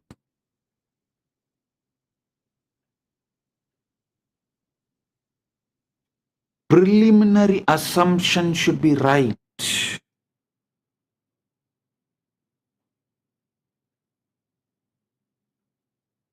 If you think you are a body-mind combo, not from there, the struggles will be too much and almost I can guarantee you will not achieve. You may be a good slave to your teacher. Listen to one important truth. A teacher who accumulates slaves will be slave for those slaves because he has to be constantly maintaining those slaves. I think I am the only master who lives in absolute seclusion, where I don't have anyone around me other than few people who are just taking care of me and living around me out of love. And all the followers live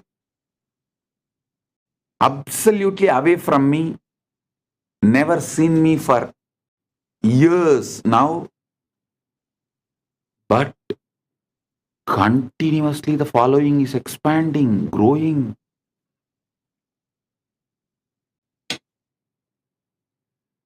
Because I don't collect slaves. I collect leaders. I make Paramashivas. I don't collect body-mind combos, make them enlightened. I collect Paramashivas and make them manifest. You are Paramashiva. Start manifesting.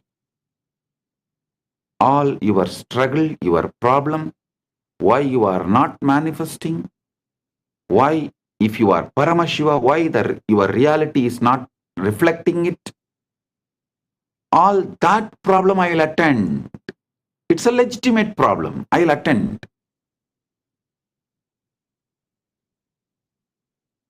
But assuming your body-mind combo and trying to evolve, your birth is illegitimate. Your very preliminary assumption is illegitimate.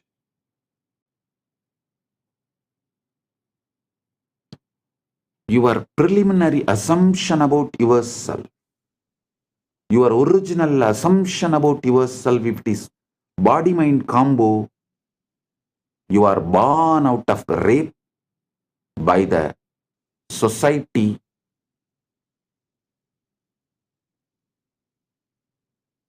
forcibly on your consciousness. Society commits a forcible rape on your consciousness, and out of that illegitimate child born is your original identity. If you think you are a body-mind combo, listen. I give you the legitimate cosmic ID card, Paramashiva. Param, you are ultimate. That's a legitimate cosmic Aadhaar card, social security card. I think I'll start issuing one. Legitimate cosmic ID card.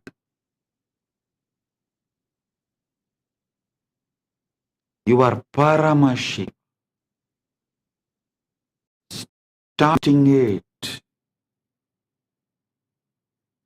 So with this, I bless you all. Paramatpaita Praptiras.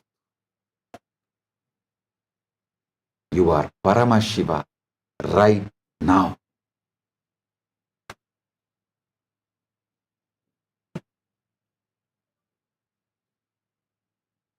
With this, I bless you all.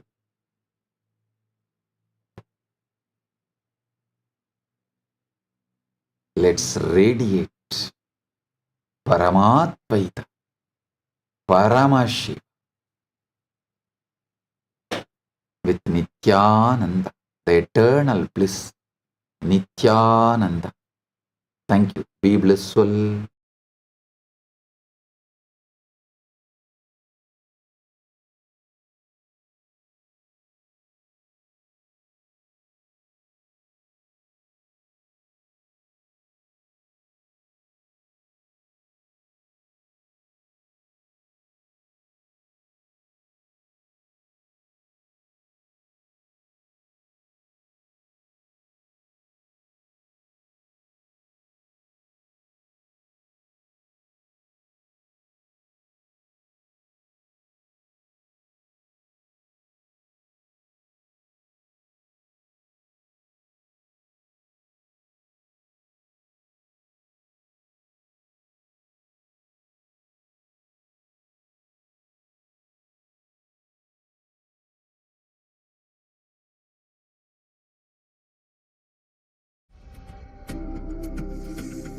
Maha Shivaratri.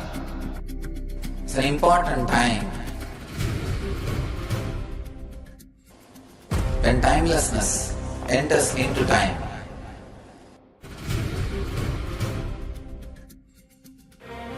When space enters into place.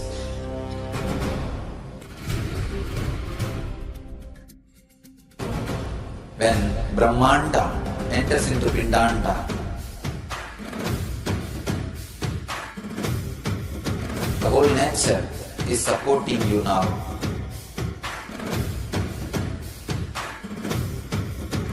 To experience your higher energy, your higher self, your higher consciousness. Tonight is the night when divine revealed itself and elevated all the beings to its level. The first and foremost incarnation on the planet Earth happened today and exactly midnight.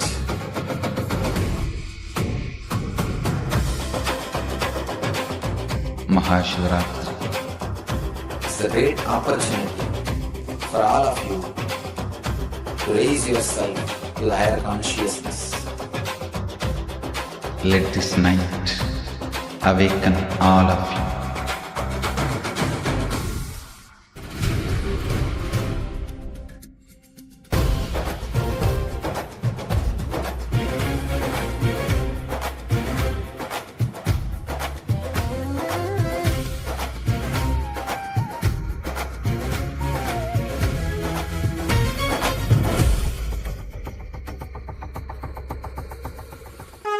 This is the initiation into Paramashiva Prana, which will empower all of you to come to Paramashiva Sena and become Paramashiva's own ambassadors. Blessed are those who can make it to Paramashiva Sena.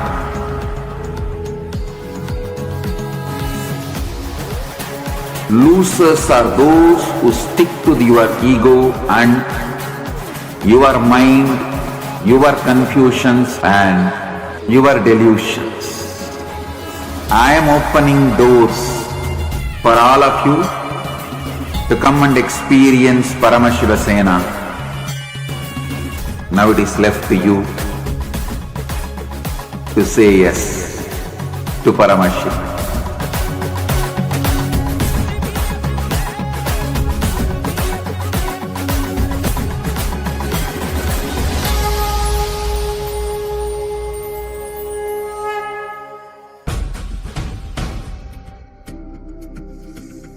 Maha Shivaratri. It's an important time when timelessness enters into time.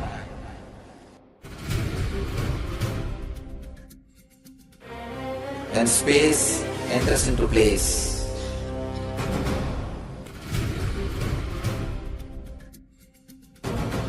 When Brahmanda enters into Pindanda. The whole nature is supporting you now.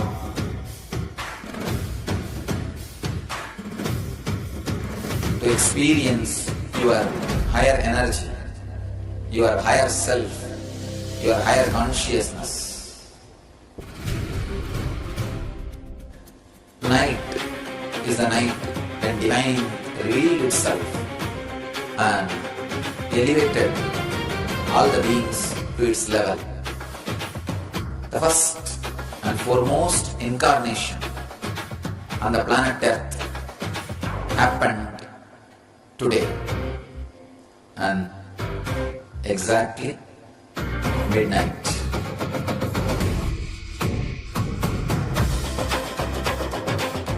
Maha Shivaratri. It's a great opportunity for all of you to raise yourself to the higher consciousness. Let this night awaken all of you.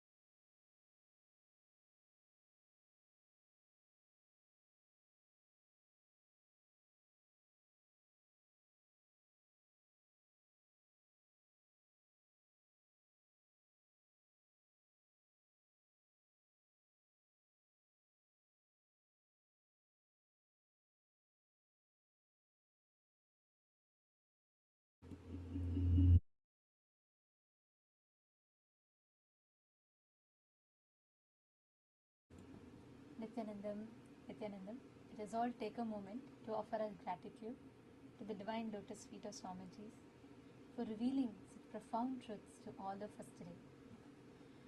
And what Swamiji has revealed to us all today, whether it is about the deep sleep, whether it is about understanding the higher states of consciousness, and the possibility that we all carry, the quantum field that we are.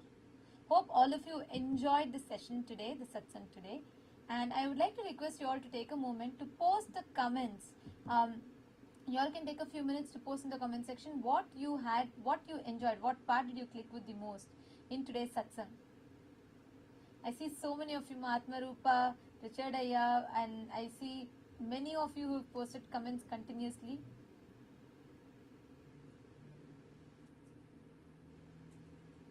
Jnana Pratyakshananda has posted, the success of oneness is sustained by ferocity. The antidote to not manifesting powers is ferocity. You just need to add more ferocity to your declaration of oneness. Yes, absolutely yes. And that ferociousness, also not in the sense of deprivation or not in the sense of hard rule, but with a deep understanding and maturity. And that is what makes us manifest the ultimate. I see a lot more comments coming in.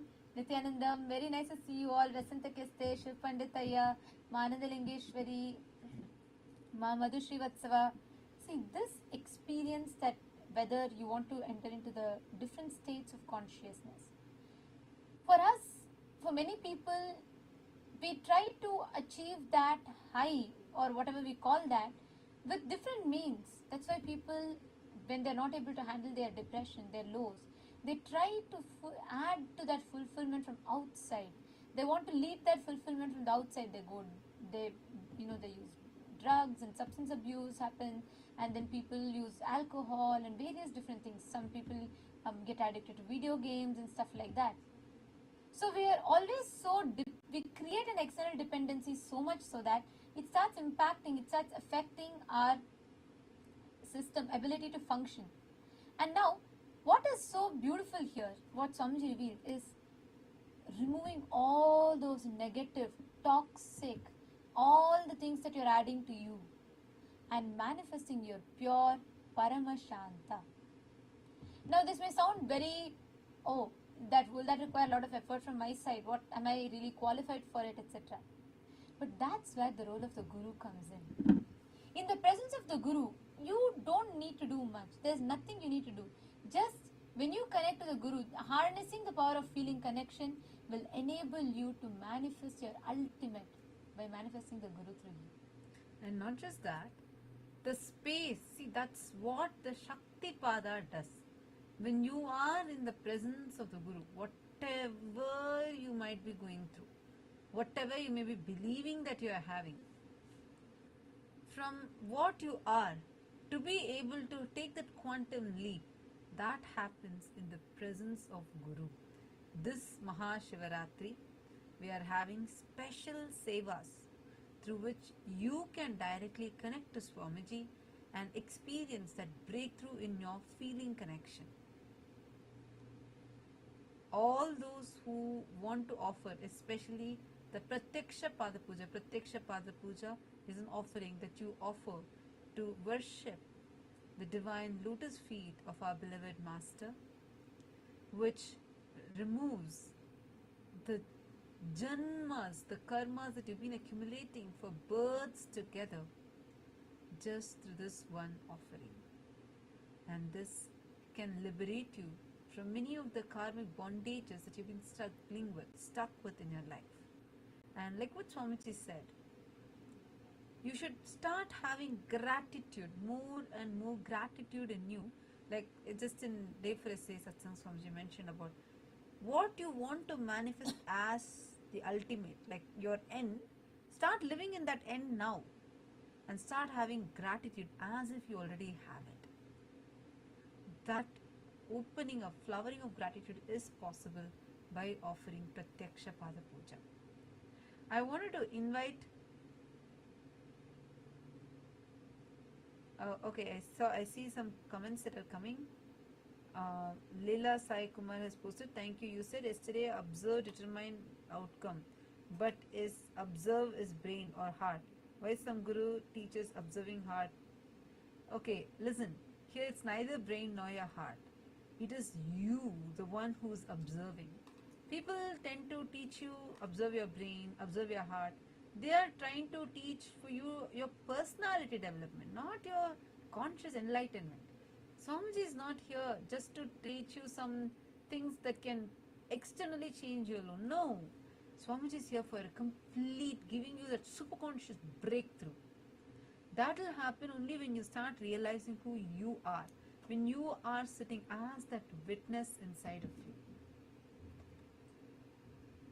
So, to all the viewers that are there, I just wanted to invite all of you for this Maha Shivaratri celebrations. That's just 4 days away, and we're going to be having, we already are having so many Sevas that are being offered in temples around the world, in various Kailasas around the world, and mainly offering Pratyaksha Pada Puja to Swamiji on Maha Shivaratri.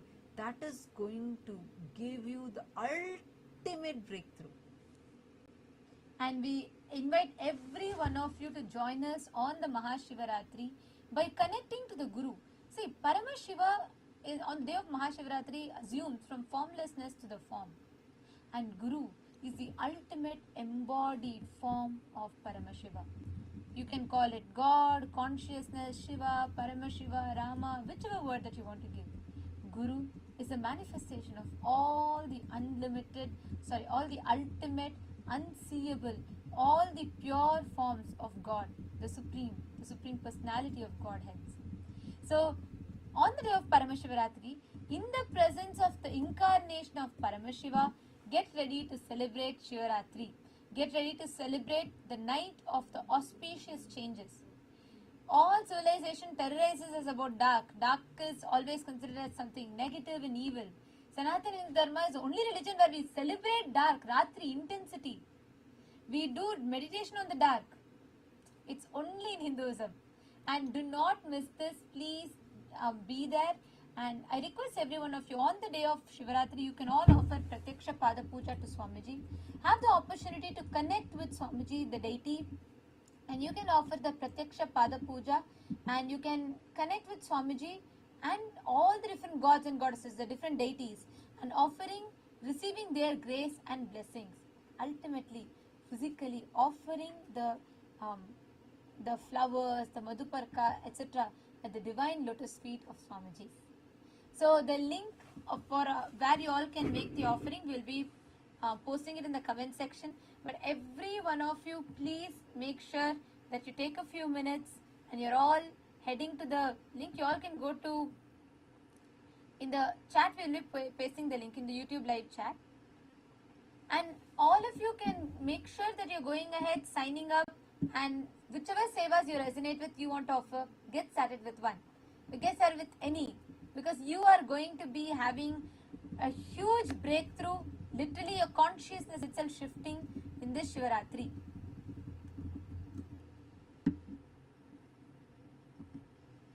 Yes.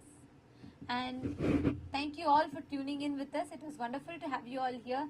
Thank you. Let us all now sit straight and let us all connect, bowing down, experiencing that feeling connection with Paramashiva in his manifestation, in his embodied form as Swamiji.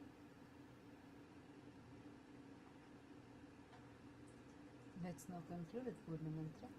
Om Purnamadav Purnamidam Purnat Purnamudachyate Purnasya Purnamadaya Purnamevavasishyate. Om Shanti Shanti Shantihi. Harihi Om Tatsat Sarvam Bhagavat Shri Nithyananda Paramashiva Padukarpanamastu.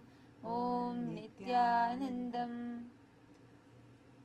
Thank you all, Nithyanandam. Nithyanandam.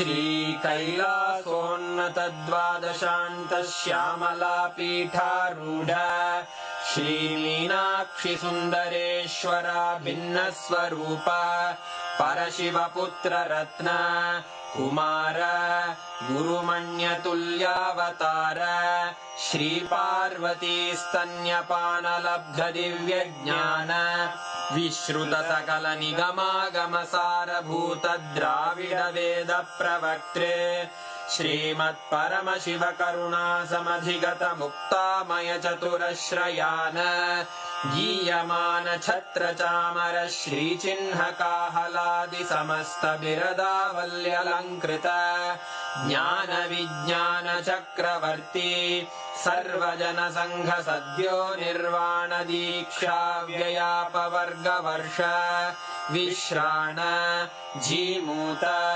परमतकलभकेसरी शैवसिद्धान्तस्थापनाचार्य श्रीराजाधिराजपाण्ड्यमहाराजगुरु क्षपणशाक्यादिमहान्धकारनिवारणज्ञानभानु वीक्षणानर्हार्हध्वजोच्छेदनपूर्वक श्रीमद्वृषभध्वजस्थापक शैवसमयकर्त्रे सर्वज्ञपीठारूढ श्रीजगद्गुरु श्रीज्ञानसम्बन्धदेशिकस्वामि वागीशसुन्दरमाणिक्यवाचकस्वामिनाम् अवतारभूत श्रीज्ञानसम्बन्धस्वामि पुनरुद्धृत श्यामलापीठ सर्वज्ञपीठ त्रिणवत्युत्तरद्विशततम गुरुमहासन्निधान अरुणगिरियोगीश्वर परम्परागत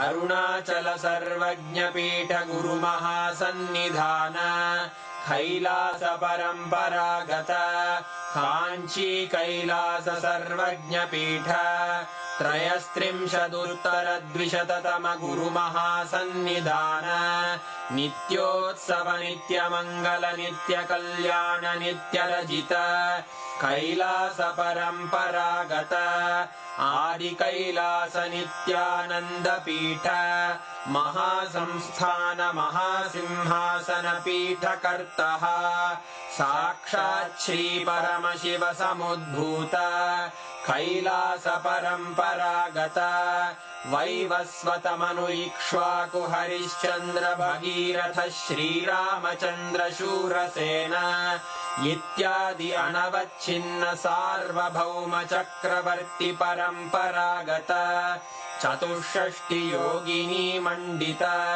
चतुष्षष्टि सम्प्रदाय प्रवर्तक मनुधर्मशासन सूर्यवंश प्राप्त सर्वज्ञपीठ सुराङ्गी साम्राज्य मूर्धाभिषिक्त चूडामणे साक्षात् श्री परमशिव समुद्भूत कपिल महागुरु पुनरुद्धृत महानिर्वाणिपीठ अष्टोत्तर सहस्र श्री महामण्डलेश्वर साक्षात् श्री परमशिव सिंहासनाभिषिक्त समस्त गणनायक श्री महागणपति समारंभ अनवच्छिन्न पीठाधीश्वर गुरु परंपरा प्राप्त अटल पीठ अष्टोत्तर